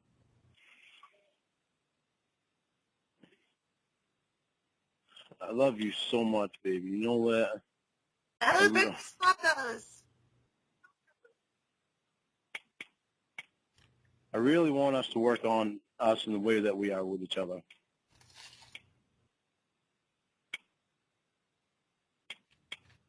That's cool. Do you work on lulls? I want us to You ever worked on a lull? Yeah, there is. There always will be. And neither one of us want to let go of each other. And if people talk shit about me, stop trying to fucking prove I'm real. They'll see one day. What do I say to them when they say shit? That it offends me when they don't think you're real, when I know you are. When I'm the one that spends all this time with you.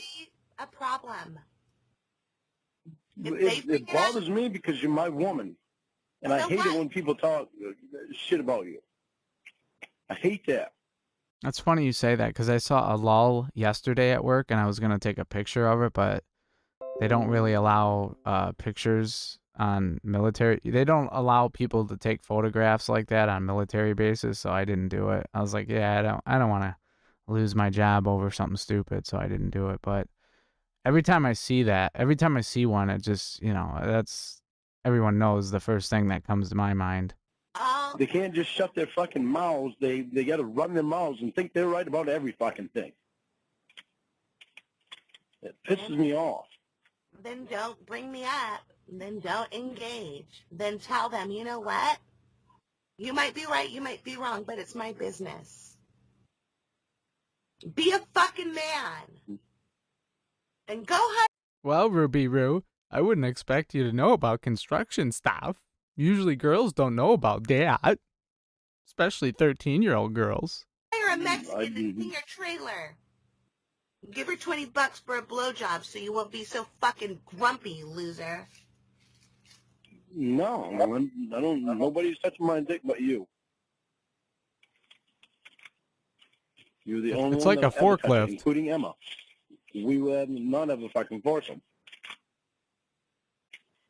just like what Burnout Cold said. Oh, and it's funny because I actually saw it when I was actually driving a regular forklift. I was like, holy shit, there's a lull. I got to get a picture of that. And I was like, no, I'm not supposed to do that. So I didn't. She has Dan's dick. She doesn't need yours. And friends don't touch dicks anyway, so I'm not going to touch yours. That's a good bummer. thing we're more than friends then. No, we're not. We're broken up. I broke up with you. We're not even friends right now. I know, you've broken up. You've broken up with me every day for the last week and a half. Every day? What's that tell you, genius? You continuously break up with me. Exactly. What does that tell you, genius? If someone breaks up with you every day, hello, Earth to Lorne, wake the fuck up. Move on with your life. Get your shit together, man. An asshole. Yes, we are fucking very weird. Continuously break up with me. Phantasm art. Because we never get back together. We're a bunch of those weirdos. That's what we are. I don't know why none of my friends know I do. Actually, I told one of my friends I do this. But other than that, nobody knows I do this. This is a secret. It's, so, You always assume we're back together, and I have to remind you we're broken up. Like, I would never tell, like, my family that I do this. I don't know why. I just feel like if they watch this, I'd be embarrassed. Well, maybe we need to be back together so we don't have to be broken up. Guess we kind of worked a lot better together than we did apart. You don't listen to me. Yeah, I do. I've changed a lot of my ways because you tell me things. Hell yeah, we're boys. And because you actually take the time to explain things to me, it helps me. And all the females in here, I'm pretty much I'm married to every one of you, because I believe in polygamy. That Mormon blood in me. No, I'm just fucking kidding. No, I'm not a Mormon. I have to scream at you and hang up 3 times in a row to get you to shut up long enough to say anything.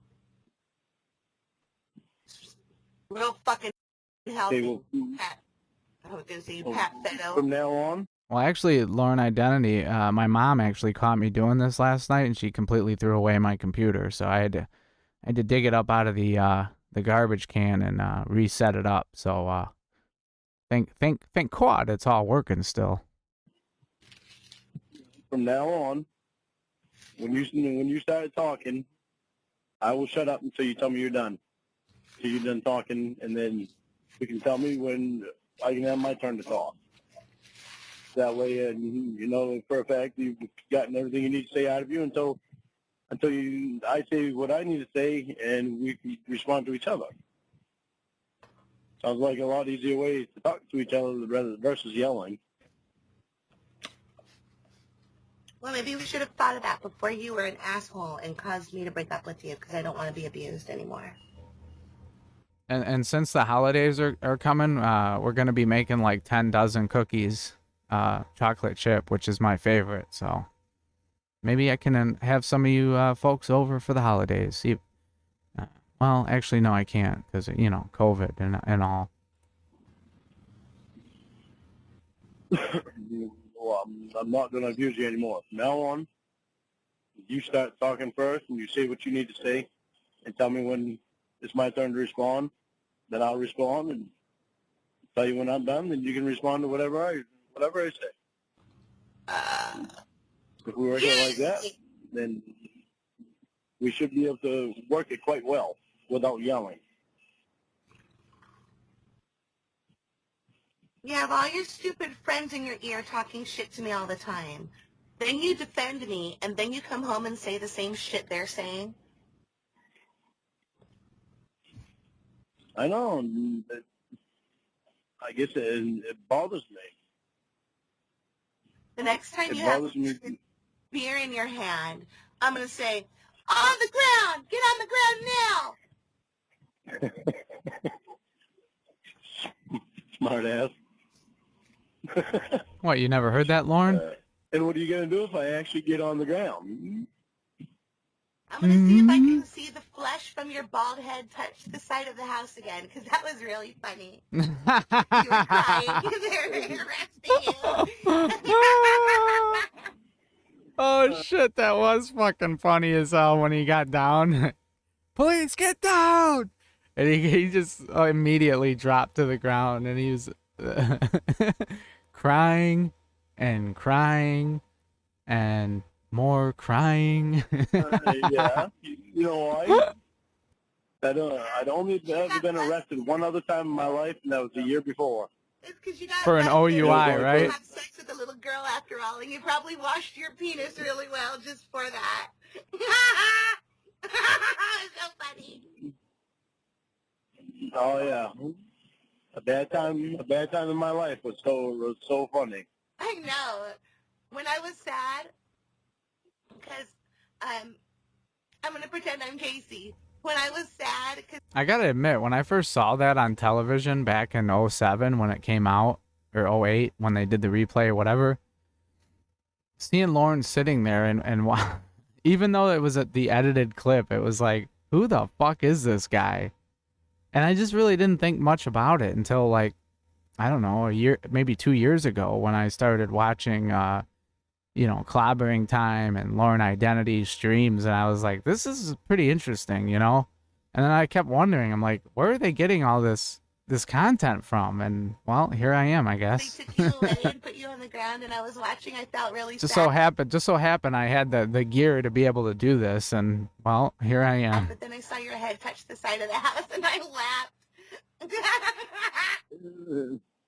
My head didn't touch the side of the house. Yeah, it did. I have a screenshot. I paused it right when it did. No, my hat fell off my head. I know. Well, most and of then the gear, after at it least. fell off your head, and they moved you to the side before they gave it back to you. The skin from your head touched the house. No, I don't remember that.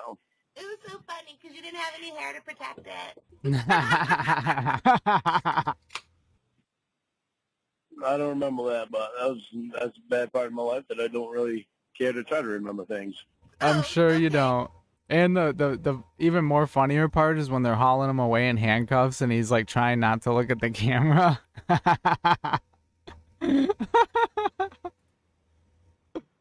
Oh, I'm sorry, I'm losing it.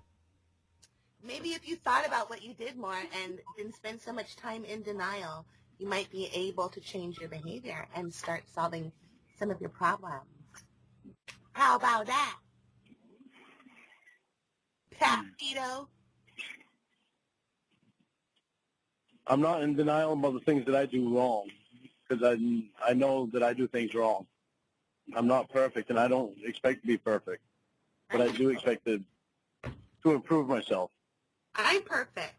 And I really expect to improve myself when it comes to how I treat you. I very much expect to improve myself with it, because I don't want to treat you bad. I want to treat you like the princess that I think you are. Then go home and get drunk tonight and prove to me that you can enjoy yourself like an adult while still acting like an adult and being an adult while you're an adult. Yeah. And I also remember, too, watching the show thinking, how did they catch this guy? Like, chat rooms, they still have those? Like, I didn't even know there were chat rooms in 2007 still. I thought that was a thing of the past from, you know, America Online days and shit. I didn't even know they still had them in '07. That was another thing I found strange about the show. But little did I know they had Yahoo chat rooms back then, I guess. I can't do that because I'm poorer than a church mouse right now. I won't have money till Friday. I ain't enough money to buy any beer, and I don't want to drink anyway because I just drank last night. Didn't you just say you had a bill to pay and you owed somebody money last night? Huh? Even on the phone 10 The years day ago, ahead. you told Kayla you were going to stop smoking. You have no money. I know. But you're trying to buy a truck, an F-250. A what? Oh, Alton's truck? Last night, you said Aunt Sharon hooked you up with a woman, and you're going to take her out on a date in your brand new F-250. And you said, and you're never going to ride in it to me. I said that. Yeah. Well, baby, you're the only woman that ever would ride in it. I don't care. I don't want to bring any other woman. You're the only woman Role-playing chat room. How about Aunt Sharon and her old-ass stupid friend? She's going to try to have you fuck her in a wrinkly vagina. She's not hooking me up with anyone. She told Mom that she knows of a girl that has 2 or 3 kids, and her husband died, and she would like to have somebody to go out and just do things with. And I told her that I'm not interested because they already know that I want you. Whatever you want to go pick up Emma in your truck. So Your white truck. I don't want the cameras on me, dog. Well, it's too late for that, dog. Yeah, that dude was a complete joke. Have sex with her? I was just coming here to pick her up to take her to a party. We was gonna smoke some green. you know that it'll handle her weight, and then fuck her in the back of it with your dick in her fat pussy. No. Not even close. The only reason you want me in your truck is so you can lure little girls to it, and they won't feel scared. Baby, come on. Whoa, that's... Wow. The only reason I have you in my truck is because you're the only one that I'm in love with. And Oh you're my the only one that I God. want with me. Yeah, till you find the righteous one. Computer blue. No, I don't want to find anybody else. I found the woman that I want. That's you.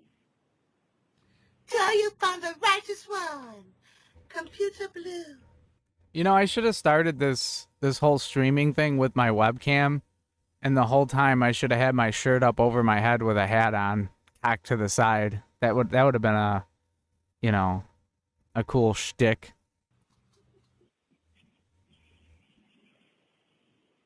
I just really want us to figure out how to be better with each other.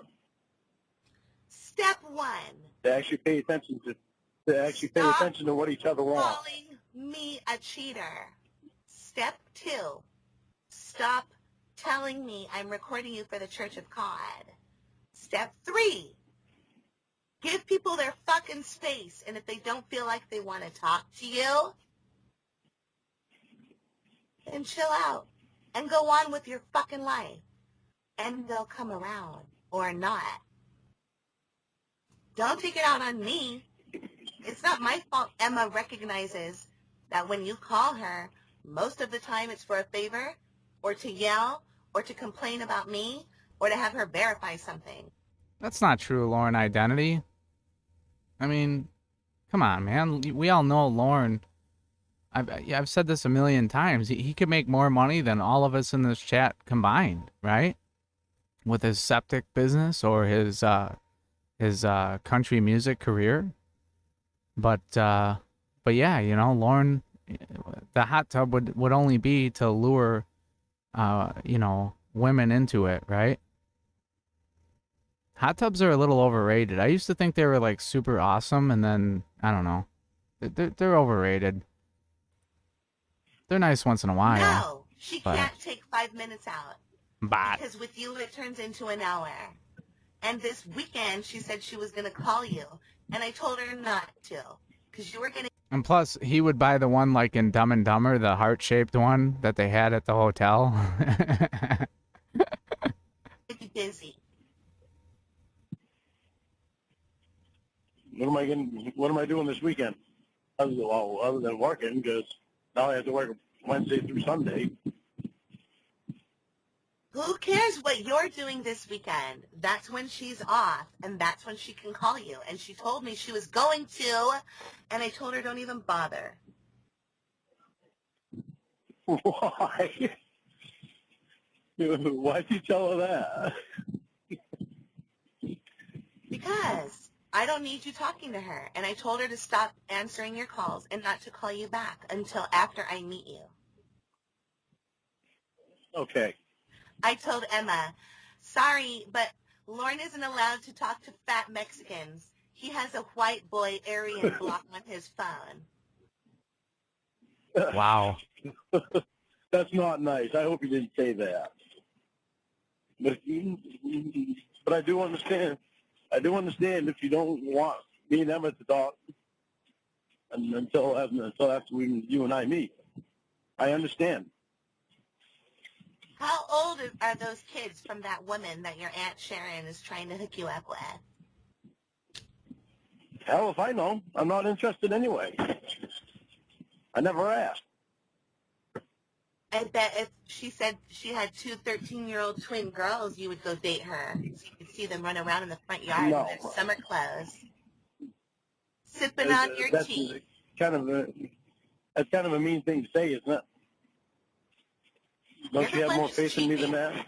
You're the one who's cheating. I'm not.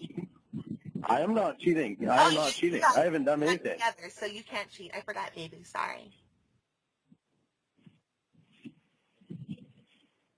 I will never cheat on you. Yeah, there's a lot of racist comments in some of these calls. That's something you never have to worry about.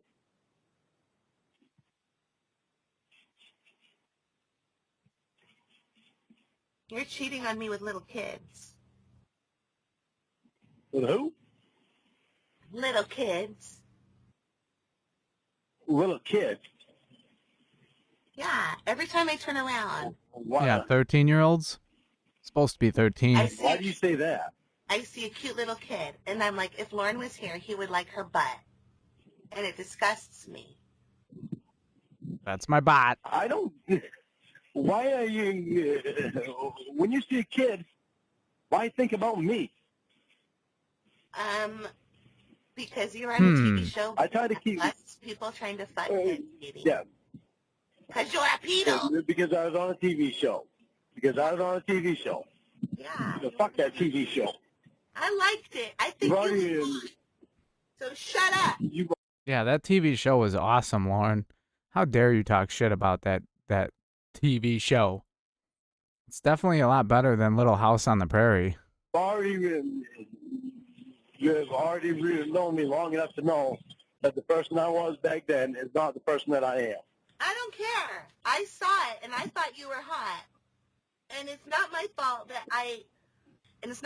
I fell in love with you. And I was honest about everything. Even after you busted me, I cried. But I didn't cry for an hour straight and ask for an attorney. I admitted to what I did. The picture. Oh, I just love the picture, the naked picture of Lauren. He's just like standing there with his arms to his side, like completely nude, in front of his shitty webcam in his shitty little apartment with no bed, which he claims is much more comfortable to sleep on the floor than it is on a bed. Wow, he has so much to he had a lot to offer back then when he was in Nashville. You only pled guilty because you thought that was going to get you on.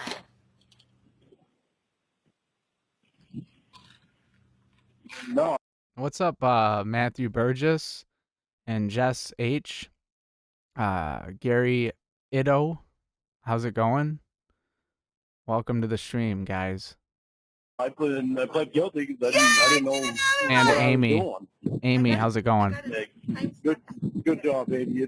You're doing better at them. You're getting better at them. I know. I wish you could be here to teach me as a friend how to make a burp, because you're the master of doing disgusting things. Burping, farting, talking up. I wish you were here so I could teach you as a girlfriend. No, you can teach me over the phone. It's safer because you can't hit me that way. I don't hit women. I'm not a woman. I'm a bitch and a whore, remember? No, you're not. And I'm sorry that I said it.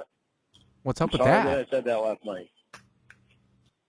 I'm sorry that your I'm very brother... sorry that I said that last night. Oh, I punched you in the face last night. I'm sorry that I did that, honey. It's okay. I never meant to do it. As long as I say sorry, it makes it all better. You what? Spit roast. Sit roast? Yeah. The hell is a sit roast? It's a spit roast. I get a stick and I puncture your anus and colon and shove it all the way up through your esophagus, out of your mouth. And then I put barbecue sauce on your body and I put it between two big sticks with V's at the top. And I roll it over and over again until you're all roasted up. And I'm going to cut the flesh off of your ass and make a sandwich for Dan so he can finally eat your ass. Oh, yeah. You think? And Peanut can have the inside. Yuck. And then I'll cut your dick off and put it in the gross. disposal, and the kids will be safe. And then I'll marry you, baby. Then I will After I have no ass and no dick? Yeah. Yeah. Look at this. I would think you'd rather marry me with an ass and a dick. One of the most painful bites in North America. Sometimes referred to as a leader spider, he eats termites. You see him? Yeah, oh God, it's scary because he can bite and it hurts. Emma taught me all about I would think you'd rather eat. I would think that you would rather have me with my ass and my dick. I wouldn't. So you can put it to use. No, we're broken up. I don't want to fuck you. You're mean. You call me a bitch and a whore. I'm not mean. I heard that, Jess H, that all drugs are legalized. Like, what does that mean, though? I thought they meant, like, just decriminalized. Does this mean, like, you could just, like, walk into a store and buy heroin and coke legally? I mean, I haven't had a chance to read up on that yet. Usually the law interests me a lot. I've studied a lot of it over the years. Something I don't know. I should have been a lawyer, but, because I was a musician, I just never went that route. So, but that's pretty interesting. I'd love to see, with the legalization of all drugs, if the abusal rate will go down. Not right away. I think things will get crazy for a while, but I do believe that things will get better over time. Because in my personal experience, when I was underage, like when I used to drink and go to bars at the age of 18, it was like so fun, because it was like you felt like you were breaking the law. And then when I turned 21, drinking it wasn't that fun anymore for me. I don't know. But I wasn't really an alcoholic either, so I don't know. We'll have to see how that plays out. Because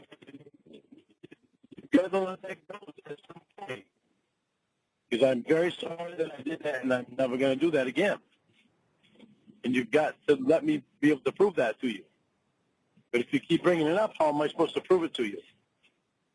By not doing it, maybe? Maybe by not being a fart, shit, twat, asshole, dick monkey, fart sucking bitch.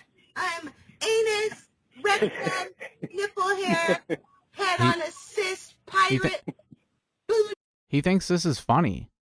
This is, wow, okay. blood clot. That does sound very appetizing. Yeah. And then you get a side of toe fungal milkshake. And then you're going to drink it, and that'll be your punishment for calling me a bitch. You can't do it with mine because I have a bloody clot. Well, yeah, my whole theory is like, say somebody has meth or whatever on them, right? And then you lock them up and throw them in a cage. Maybe for some people it'll wake them up, but for a lot of people it's just going to make them more depressed, and they're going to want to use again. They're going to get out of jail. They're going to be on probation like Lauren and be drug tested all the time. It's just a big game, and then they're going to drop dirty on a test and get thrown back in jail, and it floods our jails, and that's a lot of tax dollars spent on housing these people that just are using drugs. They're only hurting themselves. They're adults. And in my opinion, as an adult, you should be able to put whatever chemical you want into your own body as long as you're not harming others, like driving and, you know what I mean? That's my opinion. It might not be the right way to think, but I don't know. That's just the way I feel. I mean, you can go to any liquor store. I can go to a liquor store right now and buy a gallon of vodka and drink myself to death right now, today, and die, right? But that's okay. That's okay to do that. So what's the difference? I don't get it. Yeah, well, I'd still rather eat your tampon than any other woman's pussy. What? What? So, huh? What? You don't. What? Oh my God. I almost threw up right there. What the fuck, Lauren? You are one sick son of a bitch. Love me, Lauren Armstrong. I love you more than anything in the world. You've never even met her. You don't even know who you're talking to. You probably think you're talking to Emma or one of your other girlfriends. Who am I?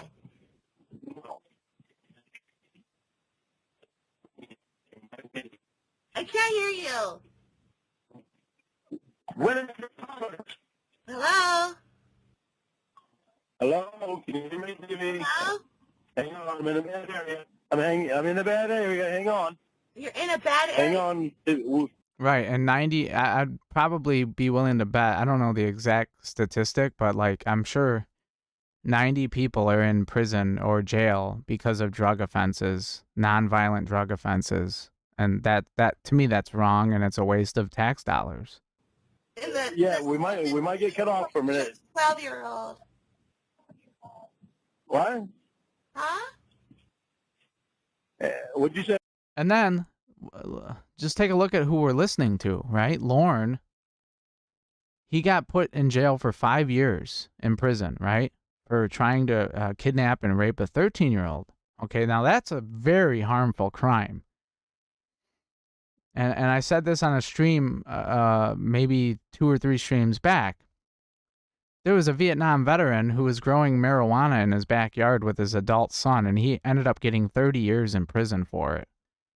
So tell me how that logic works. Lauren gets 5 years for attempting to rape a child, and a guy just, wants to grow a little weed and get high, which can't kill you, by the way, and he gets 30 years in prison for it. Now, this case happened years ago. I think it was like in 2012 or something. It doesn't matter. Either way.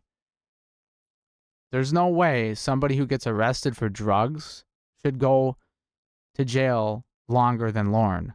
I mean, that's just, it's a disgrace to our justice system. It's a joke. It really is. What? Yeah, what? I said, you're in a bad spot. And I said, yeah, a bad spot like the swimsuit crotch area of a 12-year-old. Jesus. I don't know why you would say that. Because it's a bad spot. I don't want to touch it there. I don't even like women who are under 30. They're still big. Right, exactly. If they want to make I don't believe meth is good. I don't use meth or heroin or any of that stuff. But when you say that, I think it should be illegal. I can guarantee you there's been a lot more violent stuff happen because of alcohol than meth and heroin has. When it comes to actual violence. So when saying that, you'd have to be on board with outlawing alcohol too, in my opinion. Babies. Well, I mean, I only love you, so. But they're not ready for sex with a grown person, like an older, mature grown person. They're young, and they need to be with people who can appreciate their youth without exploiting it and saying, you're young and hot and tight body, and that's exactly what my cock wants. Instead of, you're at a time in your life where a relationship with somebody like me would benefit both of us. Because then an older, younger relationship might be able to work. Yeah, and weed's already legal where I'm at, and it's so funny. They thought it was going to be this big, huge deal. And it's funny, when it does become legal recreationally, nothing changes. Everything is the same. It's just legal. That's the only difference. And actually it makes it better because it makes it harder for kids to get.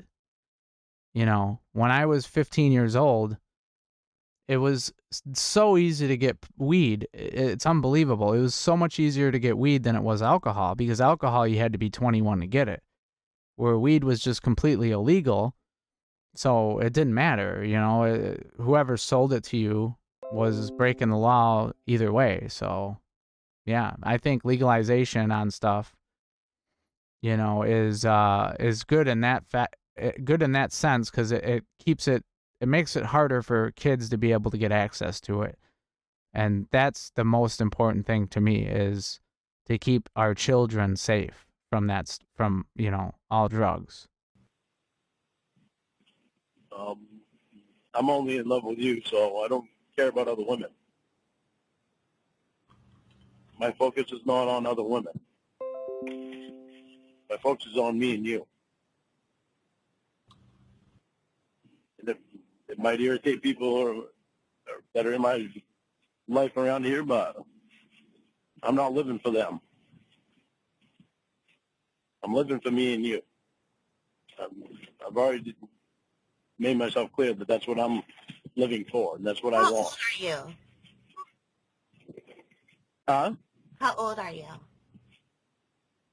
I'm 47. And how old am I? I will be 48 in October. You're 35, and you would be. And Lauren identity, yes, that does happen. That did happen in this state. People who were in prison for possession of marijuana, a lot of people got let out because of the fact that it became legal, even though that is against the law.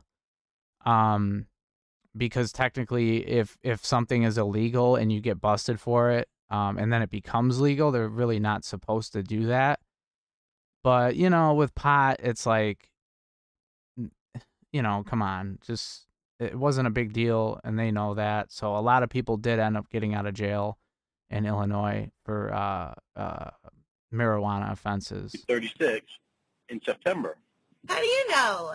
I never told you my birthday. You checking up on me? No, Emma told me a long time ago. Oh. And I already let you know once that I knew when it was. September 18th is your birthday. Your birthday is 6 days before Mom's, and it's exactly 1 month before mine. I'm just going to interrupt one more time. I'm sorry. But yeah, they proven that, I think it was in, what country was it? It was like, not Norway. I'm trying to think. One of those countries in Europe. I can't think of which country it was. Not Sweden. I can't think of the state. I can't think of the country. Anyway, they had a tremendous heroin problem there because it was illegal, and they said it was so bad that people in the streets were shooting up in their necks and stealing stuff. The robbery was at its all-time high. So what the government did is they went to these, you know, scientists, these experts that know a thing or two about stuff. And the doctors and scientists said, legalize it, make it legal, make heroin completely legal, and we're going to give it out for free. And, you know, the authorities and the government were like, are you serious? This is never going to work. And they're like, it will, just watch. And so what happened was they legalized it, and anybody who wanted to do it could go to it. They had this location, like a health department or wherever, and you'd go get your fix, whatever time of day you needed it. And they had access to drug treatment if you needed it. If you didn't want to do the drug treatment, it was okay. And after, I think it was like after 3 years of having that program of legalization, only 2% of the people were still coming to the location to use heroin. The rest of the 98% of the other people had gotten off of it because they had chose to take the treatment and better their lives. So they proved it right there that going that route is safer and it's better for everybody. And the crime rate just plummeted and it went back to zero. Well, not zero, but it went way down from, you know, people stealing to get money to buy drugs. So anyway, I'm sorry for interrupting. I'm going to get back to it here.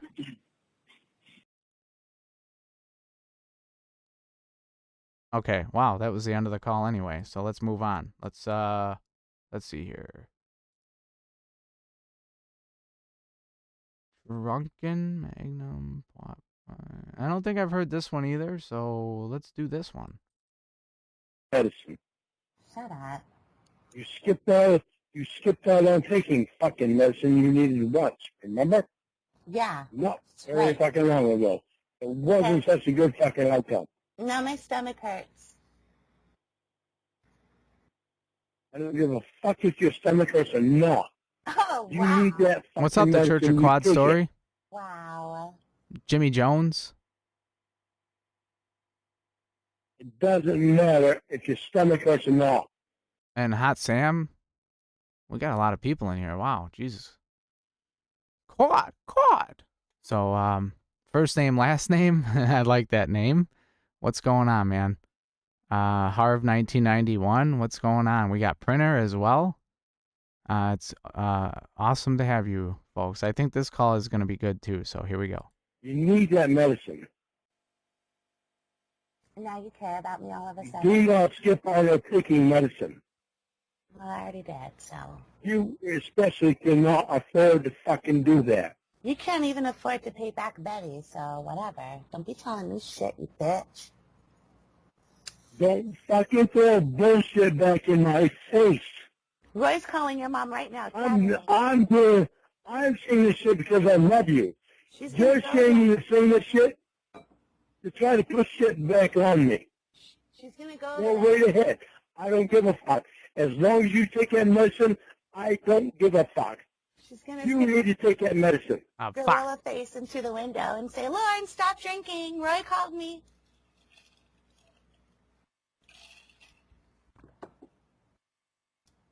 You need to take that fucking medicine. Do it now. You take it.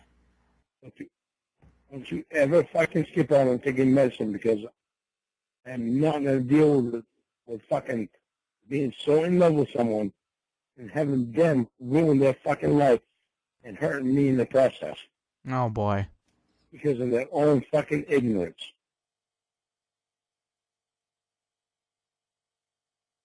If you love me, you're going to take every fucking medicine that you need to take so that you can stay with me.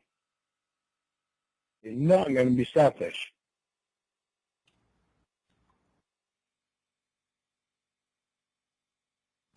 I'm so happy I have you as my best friend, and I love Lisa so much.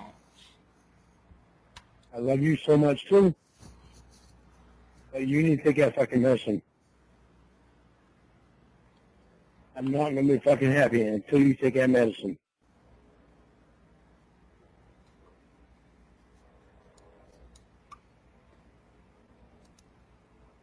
How was work today? I'll tell you after you take your medicine. What client? I will tell you after you take your medicine. Anyway, how's your sex life? I'm just going to give a fuck about me.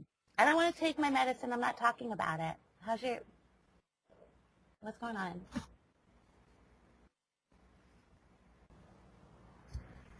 Did you take your medicine? No. You better fucking goddamn take it, kid. God damn it. Keep saying fucking Casey. I kill you, you bastard. You betrayed me. You're not good. You're just a chicken. Cheep, cheep, cheep, cheep, cheep, cheep. And while you're the fucking one that did it, take your fucking medicine, Wendy. Maybe you should have a girl mark. What? Yeah. You're a mark. What? No, yeah. What? You're a mark. You know what that means? You're marked. Stop finding fucking reasons not to take goddamn medicine. Ran up on the fucking freeway the other night. Take your fucking medicine. I got the results of the test back. I want you to take your goddamn medicine. Then you can tell me about the fucking results of the test. Have breast cancer. What? What the fuck? Now I have your attention. Fucking believable.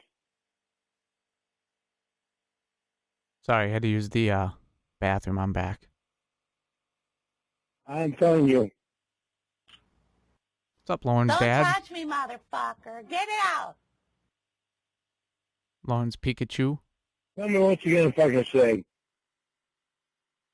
As far as I'm concerned, you can drop off the earth. That's a promise. Hot Sam. Tell me what you're gonna say. Not Bowden.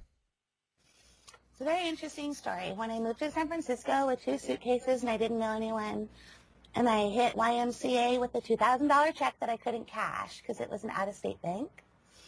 And I was working as a busboy in a hotel, and she was sitting and drinking her coffee, and she was so beautiful. And Horny I said, Lorny. "Hi, That's Bullshit. how we met. You can't catch cancer from someone else. Don't even try to tell me what you can. All right. Where's Roy? Yeah, where's Roy? I said, where's Roy? Roy? Yeah. Roy, you're a fucking piece of shit. Why? You was contagious with fucking cancer, and you made the fucking woman to get breast cancer. You made Emma get breast cancer? I don't know. You made Emma get breast cancer. What are you talking about? I don't know. I'm just repeating what you're saying. I'm just saying that, so stop yelling at me. How dare you talk to me like that? I was telling you right. He's fucking giving everybody fucking breast cancer. He said he has, I don't know, fucking dick fantastic meningitis. Oh. Well, testosterone meningitis is what he's got. What has meningitis? He's got testosterone meningitis. Oh, Ridiculous meningitis. his Something like testosterone. that. His testosterone. I think he's ridiculous. Tell him. Ridiculous. Tell him he has No, testosterone. What? You're tell me. quackless. How'd you get?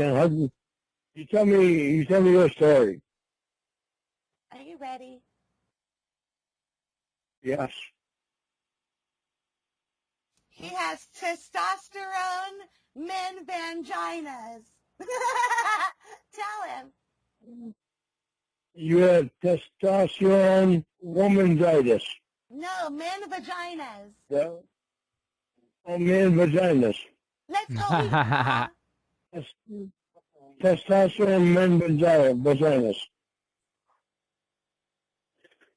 All right, no.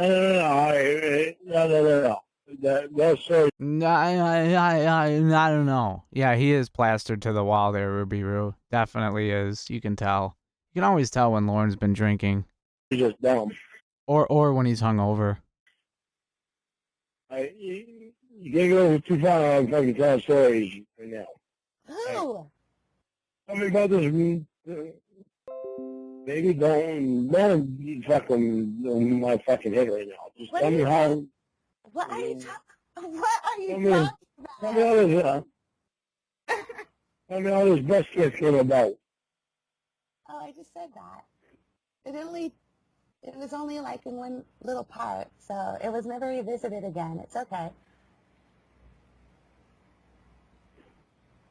Well, gee, okay. Like, that's so fucking good to me, okay.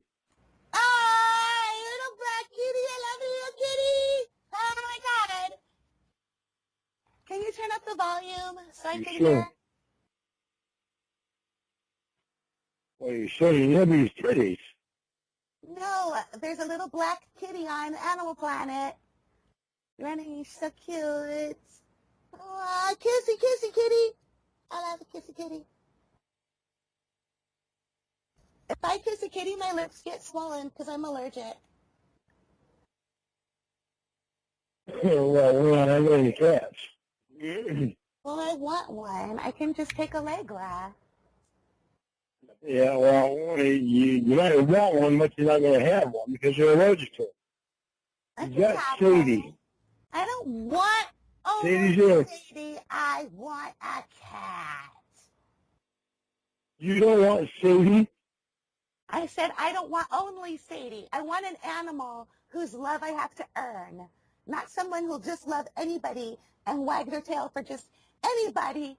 I want some animal who's going to hate me for a little bit and realize I'm the fucking bomb and she wants to lay with me.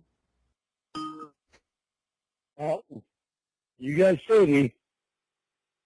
She's all the above.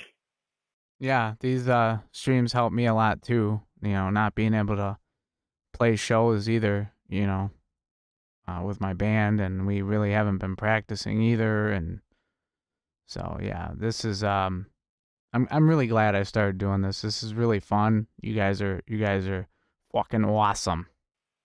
No. She'll love you all fucking day long. You try to get better, she's going to growl at you.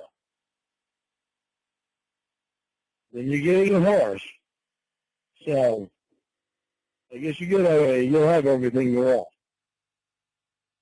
You expect to be happy.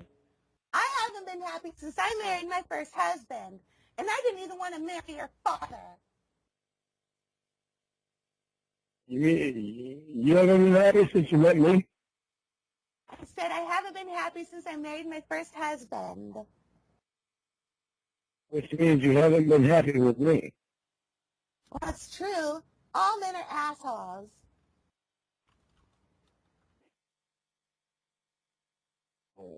Then what That's the not fuck true. Shit to say? Well, listen to how you're treating me. What's up, Riley O'Brien? I told Hello? you my Look at how you're treating me. And you say, I don't give a fuck if your stomach hurts. Hey, stop. No, I've never heard of the Beatles, ever. You shut the fuck up, noodle dick, noodle legs. You said you weren't going to be calling me that no more. My boyfriend's being an asshole. You have to take the brunt of my anger. Oh, now he's crying. Good job, you little bitch. There, see what you made me do?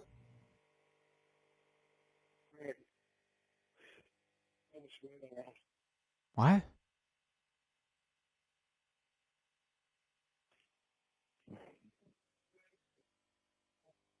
Should I leave you alone so you can be with your roommate? Jeez, Lauren. Now he's crying. I just yelled at him and called him noodle legs and noodle arms, and he's crying. Get the phone out of your I mouth. know what you fucking did. So what makes you think he wants to talk to me now? I know. Look what you made me do. Doesn't matter you focused all your attention on him all day anyway. You pinchy baboso. This is your, you focused all your attention on him all fucking day today. Chupa mi verga. That's very true, Scotty B. It's just another way for you to focus your attention on him all night tonight. Very true, Scotty. Chupa mi verga. You don't have a break, so forget it. You get me, good buddy? Well, I don't know the word for pussy. Oh, wait, I know. Pinocho. Chupa mi Pinocho. You want him to suck your dick, your cunt. I'm telling you, Lauren. Oh. You. Chupa mi Pinocho. It's not even the right Yeah, but you're going to fucking spend all day with him. No, Spanish. It's panocha. And you tell your boyfriend that he is going to be eating the smelliest thing in the world. Because when you left the bathroom, it smelled like someone died. Shut up. You shit in a bag. Colostomy bag shitter. You wish you knew what your shit smells like. You fuck. Man, fuck you. Yeah. Go back to your crying corner. Is that the way you talk to your son? He's not my son. And just a minute ago you were How old yelling. is your son? Just a minute ago you were telling How old me. is your son? Just a minute ago. He's 19. Listen. Your son. 19. You're threatening him all fucking day. So if you go in there and say it, guys, you don't run across these problems. Especially when you have a fiance.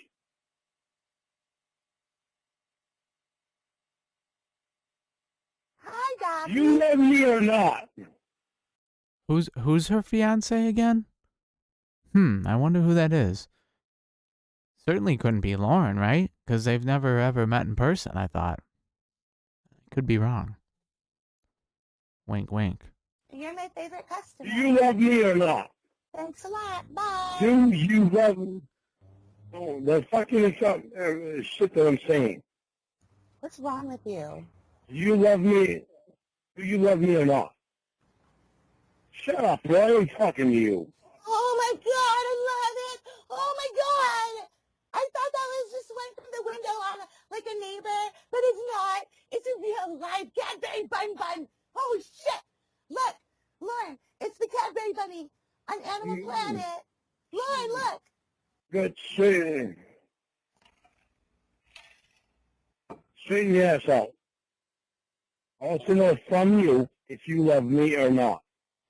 Chupa mi panocha. Tell me, in English, do you love me or not? Si, te amo mucho, pero tú, I want to know in English. no. In English. No. Do you I fucking know love me or English. not? Te amo Cawd. mucho. God damn it. Fuck. Llamo mucho. You did great. Hello? What? Why do you keep calling me? Te amo mucho. Emma, I'm on the phone, Emma. Oh, hey. I love you too, Wendy. What is your problem? I told you I said I love you. Did you hear that, Wendy? Did you hear that? Emma loves you. Stop being a fucking asshole to her. I called her so she could verify that I was telling you I love you. That's what te amo mucho. Well, te amo mucho means I love you a lot. Like I love you much. Shut up! Why? Why are you telling her to shut up? You wanted her to verify what you're saying. I didn't know what that was in Spanish. Well, now you know. Te amo mucho. Te amo mucho. Could you I imagine? had to stop flirting with other fucking guys. Could you imagine if like someone down in Mexico was doing Lauren streams in Spanish? That'd be hilarious. It'd be awesome. Wendy, I'm almost... Leave them the fuck alone. I'm not flirting with anybody. Emma, just 'cause I asked for Skittles, this moron Strong thinks I am flirting. Who are you asking for Really? Skittles from? You're not gonna tell Emma that almost every fucking word you said to your fucking new neighbor had to turn out sexually. It made me fucking jealous. You had to make sure that every word was said in a sexual way. Emma, I'm It made me fucking jealous. Emma, What? I feel funny. When did you last take your medicine? It was 8 She o'clock. didn't, Emma. She didn't. She fucking refused your goddamn medicine. So what? Wendy, you need to take... You need to tell the nurse to get back there with the fucking medicine. And you need to suck my balls, Mr. Garrison. She's not listening. She's being a fucking asshole, Emma. He doesn't know who Mr. She'll Garrison Get is. her the goddamn freeway because she doesn't love me. On the freeway? I'm getting off the freeway 'cause I don't love law no more. That's the... Here we go with the singing. Mr. Hand, okay? Actually, Lauren kind of does that. He's like, yum, yum, yum, yum, okay. song you want me to sing, right? You wound up on the freeway the other night because you don't love me. Yeah, and you're winding up on my Wouldn't listen to you. because you're yelling at me. Well, Now what? well, you wound up on my shit because you're not taking your fucking medicine. Why don't you go get a beer from Roy so you can calm down a little bit? And you... Yeah, Lauren, calm the fuck down. Who are you to be telling people to take medicine? Anyway, are you a doctor? No, you're not. What's up, Nightingale C? Or Nightingale C? How's it going? Welcome. Yeah, I know. Isn't this picture great? I do not know who did this picture, but it is awesome. I like it. yelling at me. We could be talking lovingly to each other right now, you know. I am fucking yelling at you because you didn't take your goddamn medicine. All right, you yelled at me for it. You don't want to listen to me. Let's Emma, will you fucking tell her I hung up she on needs her. to take her goddamn medicine? No.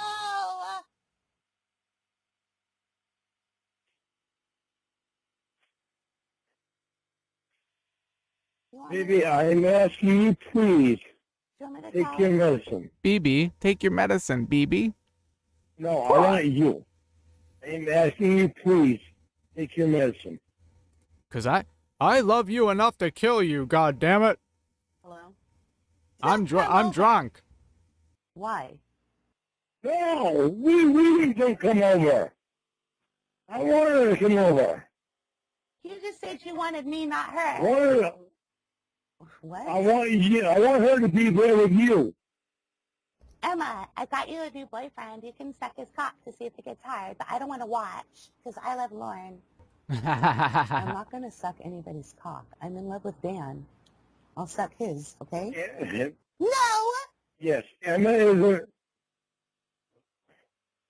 Wendy, will you please stop that?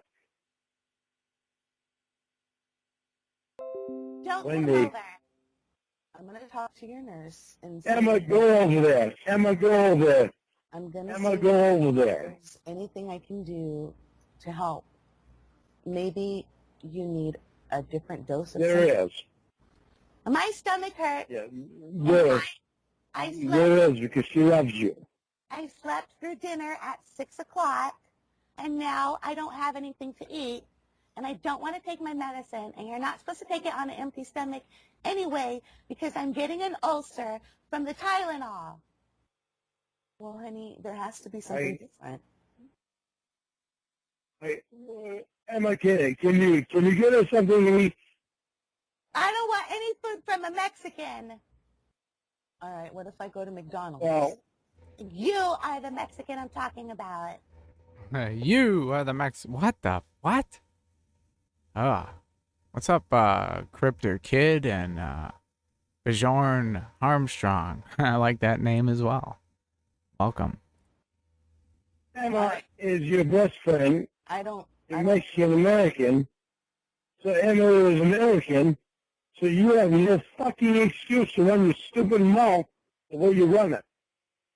All right, my slave. Just shut up. She's bringing you something to eat.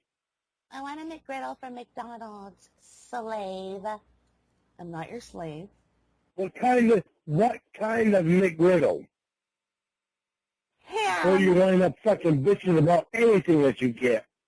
I want Canadian bacon, not the shit bacon. Canadian bacon. Canadian bacon is what... Do you want syrup on it? Do you want butter on it? Do you want peanut butter on it? Do you want fucking peas or corn or anything special? Sweetie, I don't think they offer those options. Peas? Shut the fuck up and let him talk, you cunt! I'm not gonna... All right, I'm not gonna take this. I'm staying here. Yeah, no, she's not listening yet. Wendy, apologize to her, Wendy. I'm sorry you're That was fat, bullshit. ugly Mexican, and nobody will ever want to fuck you, and Dan would rather... Wendy! Shut the fuck up! Stop being a fucking asshole! Mario, if a girl comes with tattoos and big tits, Apologize to him. she's I ugly. don't give a fuck about Mario. Don't let her in. I'm talking to my nurse. That certainly would be cool if Bob Ross did this pic. No, he's not, stupid. And can you please bring me another dinner order for him? I'm hungry. Yes, and then I'll take my medicine. God! Cawd! Wendy, you better cut your goddamn fucking bullshit.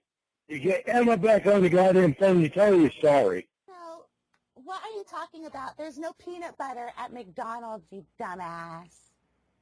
Right? Just in case I miss anything and you will find an excuse for. What? Get Emma back on the phone and apologize to her for being an asshole. All right, hold on. And don't be a fucking smartass. Hello? What? You better get me the McGriddle meal with the 2 McGriddles, and I want a hash brown. All right. And, Wendy, and you tell her you love her. And lick my... She already knows. You fucking slave, peasant, Mexican. All right, I'm not dealing with this tonight. You're on your own, Wendy. Sorry. Emma, listen to me. I hung up on her. Emma, I hung up on her. Emma, I hung up listen on to me. her. I hung up on her. I hung up on her. Okay, I'm gonna hang up on you and call her because I'm gonna tell her something. No, you're not. Just to help her out. No. Just to help her out against your bullshit. What bullshit is that? If you don't want me to hang up on you to tell her this shit, you better call her back right now. I don't give a fuck what you do. So that you can hear it too. Faced mother and her gorilla casserole pussy all hairy. Fuck you. You better fucking stop about the fucking mother gorilla bullshit. Fuck your gorilla. You're gonna end up with me with not having me all fucking night. Fuck Ooh. you and fuck Emma. Not having Lauren for a night seems like a vacation to me. I don't know about you guys. I'll tell her to her face. I'm not sick anymore. I'll fight her. Why? Because you get a new boyfriend right next to you? I don't want a boyfriend with the limp noodle dick and a tube coming out of it so he can pee. Thank you very much. Stop with the bullshit. All Stop right? being mean. No. You're being Stop. mean. This is what happens when you You drink. gotta fucking listen to me. You scream at me. Stop it. Well, you're mean to everybody. You need to fucking stop doing that. Are you sending the... You are lucky as hell that Emma loves you. Hold on.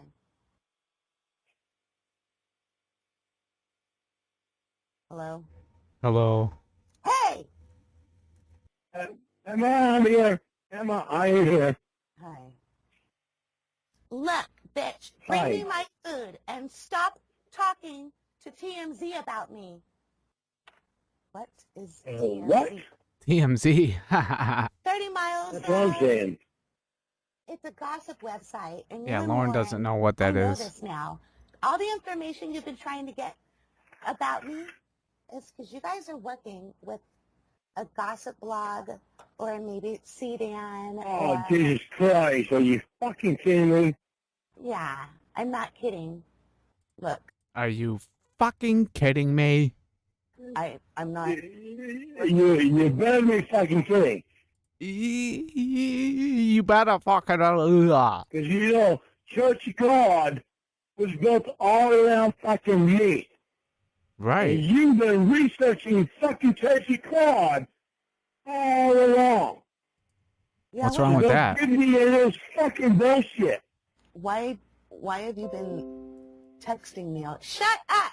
Emma, Why are you texting Emma, me? will you please go there? She needs to take her fucking medicine. I'm not going to take it if she comes. I want to help you. No! Bring me my McGriddle slave, you fucking brainwashing, microchip inserting fucking creeps. What about you? Casey, You're trying to do the same thing to me. I need you to ask them to give you your medicine. You don't need shit. You just need Lauren. You guys are hooking up together and making fun of me behind my back. Wendy, What? I'm in love with you dumbass. I'm in love with you, dumbass. You don't say that stupid shit. You know fucking better. Listen to how... Emma is your best friend, and you already fucking know that. Listen to Emma, how... we go over there. She needs you over there. Emma, she needs you over there. Look, Wendy, let me talk to your nurse. No! Ask them for your Abilify. I know what that is. Abilify is not something serious, baby. What the fuck? You got fucking Abilify on the fucking goddamn TV. Yeah, it's a prescription medication for schizophrenia. Yeah. Did you take your Zyprexa? No, it's not for schizophrenia. Yeah, it is. Abilify is not for schizophrenia. Yeah, it is, actually. It's one of them. She takes a cocktail with Zyprexa and Abilify. It's supposed to help control her mood, and the Abilify helps because it's an anxiety reducer. Yeah, well, just ask. She promised me that she would take her medicine. Do you want to hear what they're for? She's making this. She's making a promise to me. On the phone who's telling you exactly what my medicines are. Don't you think you should be listening? Don't talk to him that way. Don't you think you should be listening to your fucking promise? You promising me that you would take every medicine that you were supposed to take. Sweetie, the Abilify is You're just trying to fight about it now. anxiety. And it'll help with your paranoia because the higher your anxiety is, the higher... Shut up! I hung up on her. Why? Because you didn't. You don't know the truth about it. You don't realize that. Tell Emma, find out the truth about every medication that you're taking. You didn't want You to don't hear it. realize You're you talking to Roy while you she's promised me. He's wasting You her time. promised me. You promised me Oh, that you would gee. take every medication you're supposed to fucking take. How am I supposed to check mark this menu without a fucking pen, Mario? Odd. Hey, Thank you. maybe listen to me. Roy, right now, I please need you to just not say anything. I don't even want to hear your voice. I want to talk. Shut the fuck up! Or get the fuck out! Or I fucking pick you up and throw your goddamn ass out. That's Rory, isn't it? I don't care right now. I don't fucking care right now. Stop. Please Stop. fucking stop. Shut up. He's such a little bitch. Baby, please, for me, take your medicine. I want the French bread pizza with the side of ziti pasta. Okay, Emma is not there yet. I just want you to take your fucking medicine. Because I am so fucking tired of doing this shit now.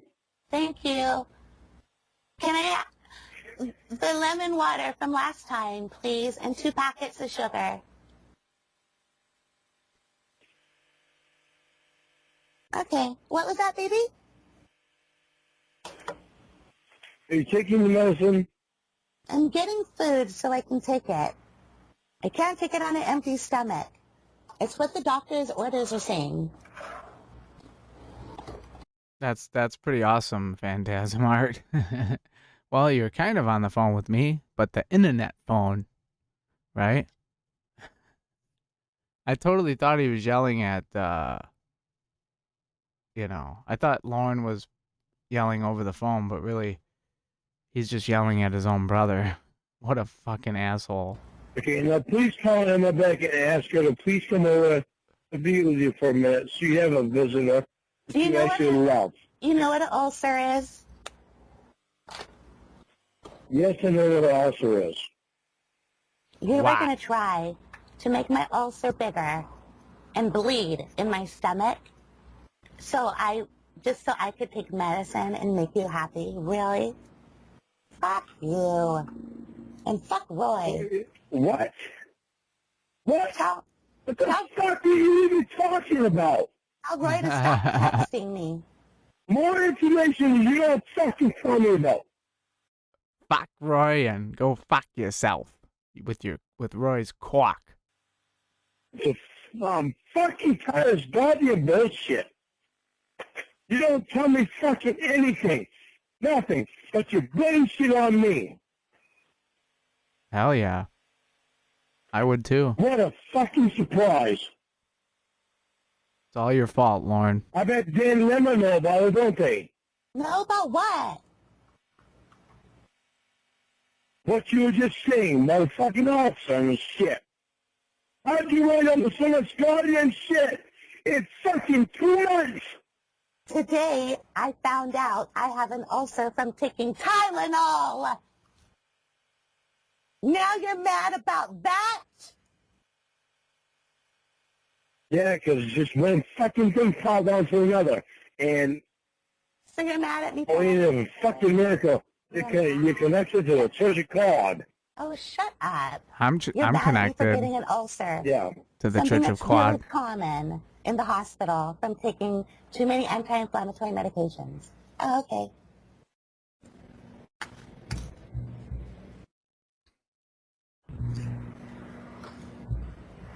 I really think this is a good picture of Lauren. I mean, it really shows his the quality features that he hold. And what's with the handwritten Armstrong, Lauren Lynn? I thought I guess the handwriting's not that bad, but I thought I had bad handwriting, but the fuck?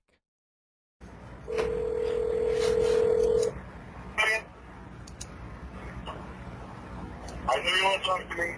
Relax. Right. Tylenol is bad for the liver, not your stomach. Hello?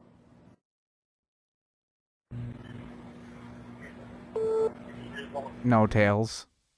Welcome, by the way.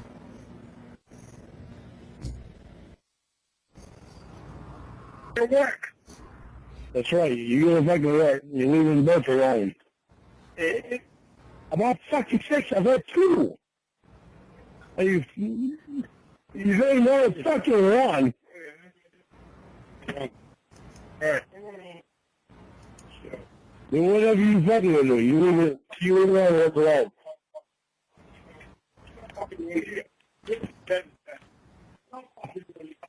I know, because I heard you go from...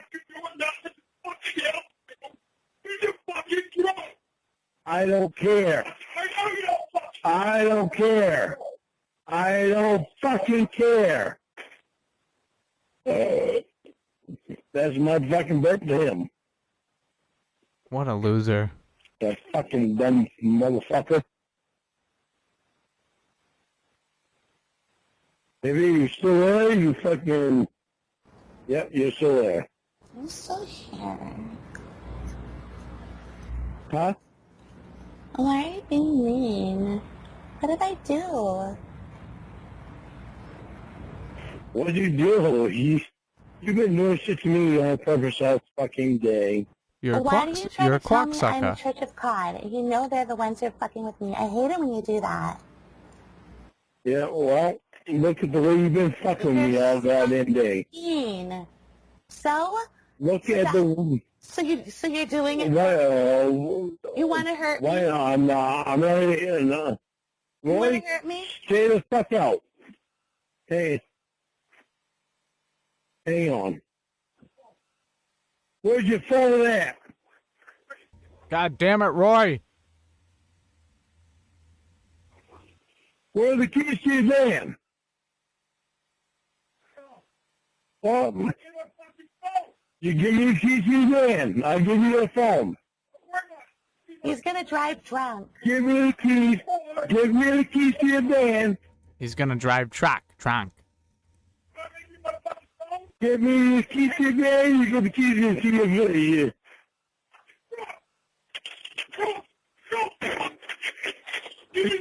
Let's just go. I'm fucking telling you. You are driving. You are not driving. Wow. Do you hear me?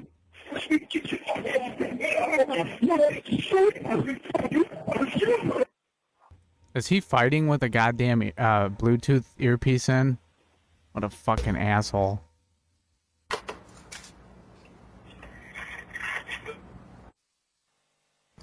Can you hear me? Yeah? Come here. All right. Come on. What happened?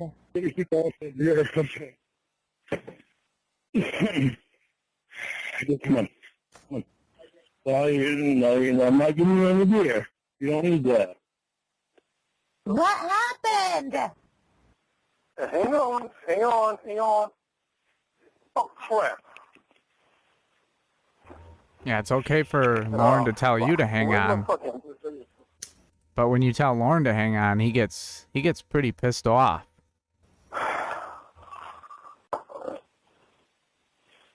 Hang on. Roy, the aliens are influencing him. Okay, baby, listen to me. Relax. Plug it in. Yeah, plug it in. No, I can't turn it on. Why can't you? You can turn it on and you plug it in. No, I can't. Well, plug it in. You need to touch it.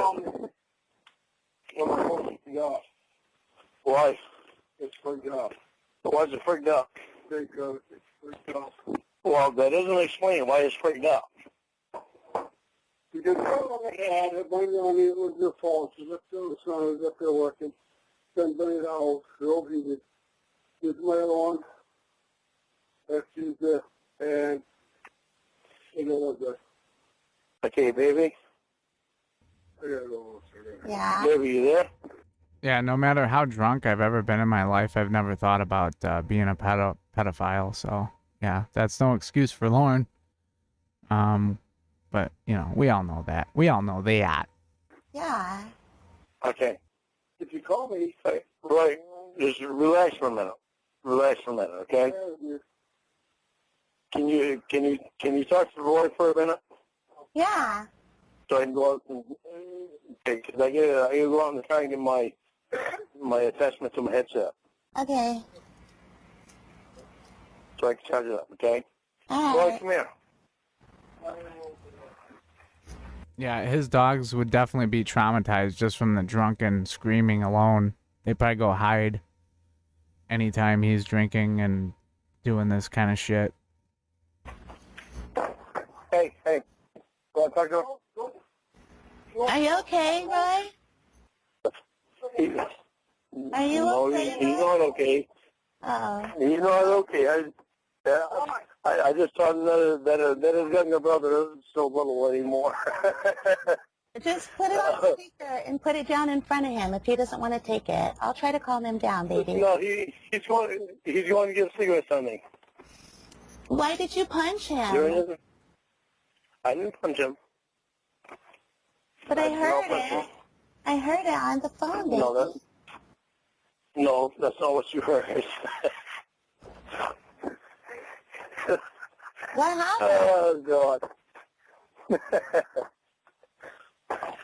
Oh, he's no time to tell you. He thought he was going to be tough with me. And it turned out he's not so tough, quite so tough as what he thought he was. I kind of had to teach him that.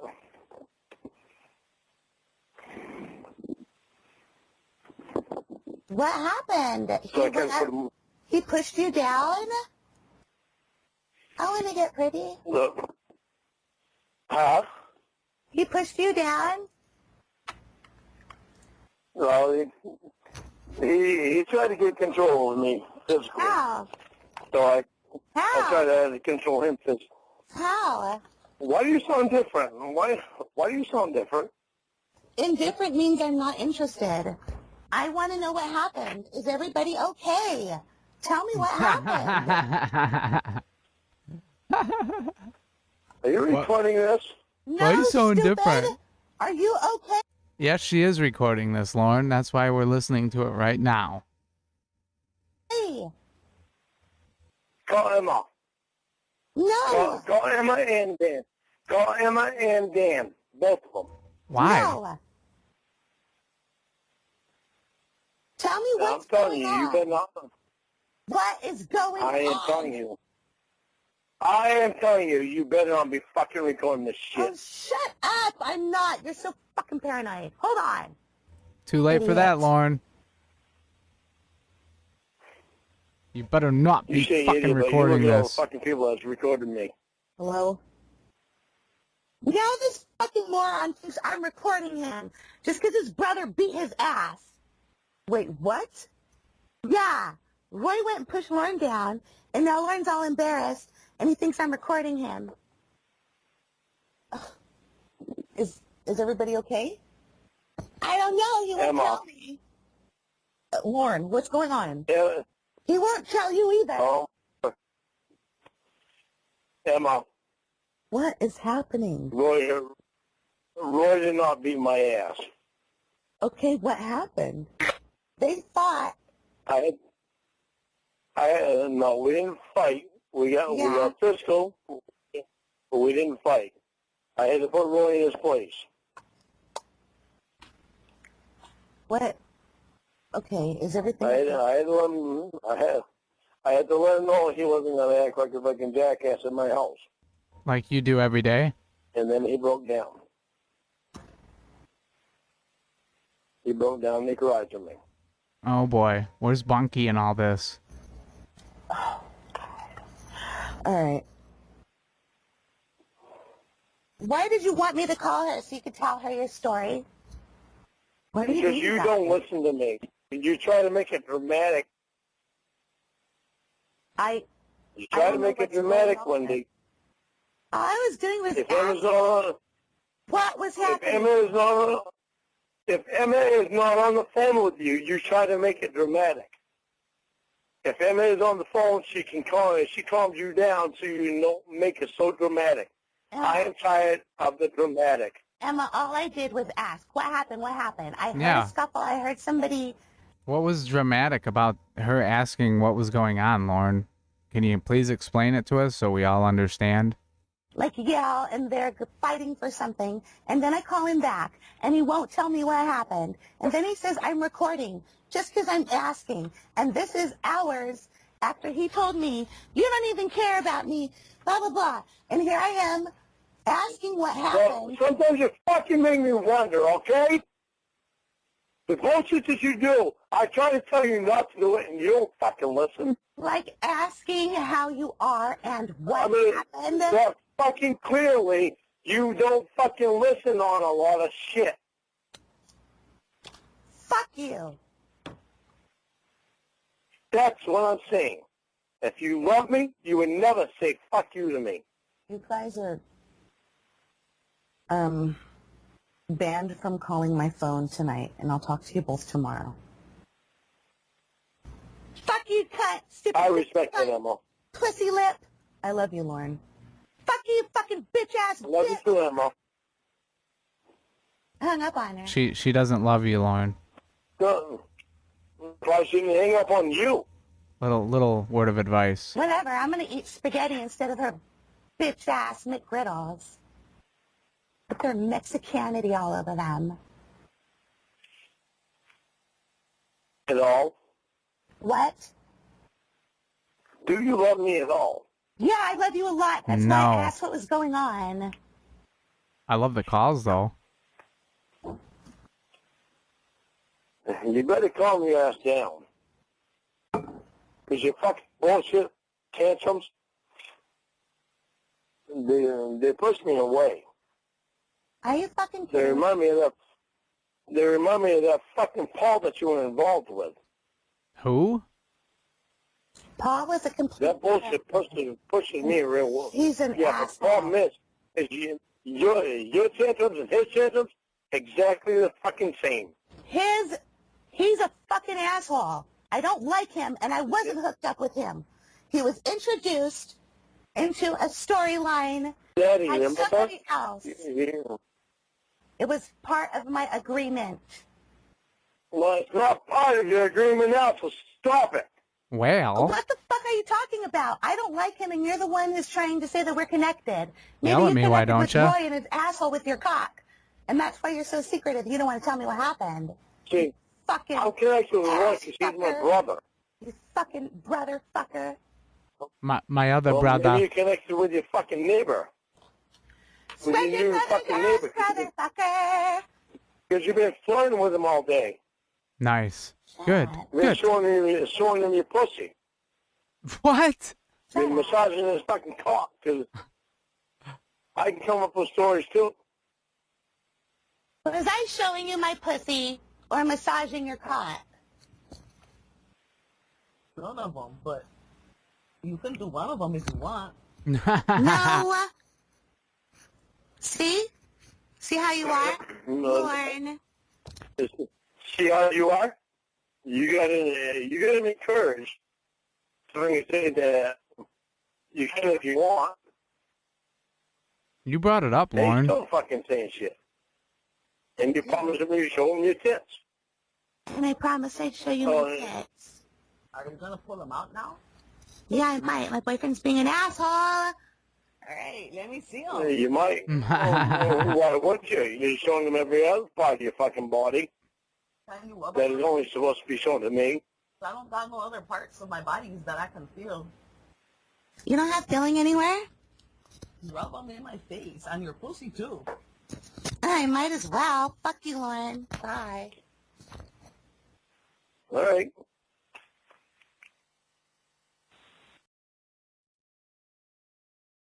well, that's the end of that call. So we're over 3 hours here now, 3 hours into the stream, and as usual, I have some other stuff to attend to today. This was my Veterans Day, or our Veterans Day stream, and I had a really good time. I hope you guys did too. So yeah, I'm gonna have to go ahead and end the stream now, and I just want to say thanks to everyone. We got Phantasm Art, we got Ape, Shin's Koala, Jimmy Jones, Pee Wee is great, No Tails, Ruby Roo, Matthew Burgess, Dagmaster, Lauren's Mom's Camel Toe, and so many others today. You know, Nightingale C. Man, we had so many people in here today. It's pretty awesome. Not Bowden. So, Bot.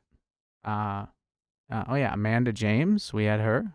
She was here with her Dale Earnhardt staff. And Ape. And Scotty B. Scotty B. Thank you very much, Scotty B. Very nice of you. And Mary. That was good having you here. You're always here as usual. So, Lufa. You always come in late. Well, you can always listen to it when I'm done. So, but anyway, happy Veterans Day to all of you veterans out there. And if you have someone in your family who's a veteran, please tell them that. For me, please. Pee Wee is great. It was good having you here. So, you know, we had Shin's Koala, and even Lauren Identity stopped in for a while, which is pretty awesome. So, anyhow, guys, M.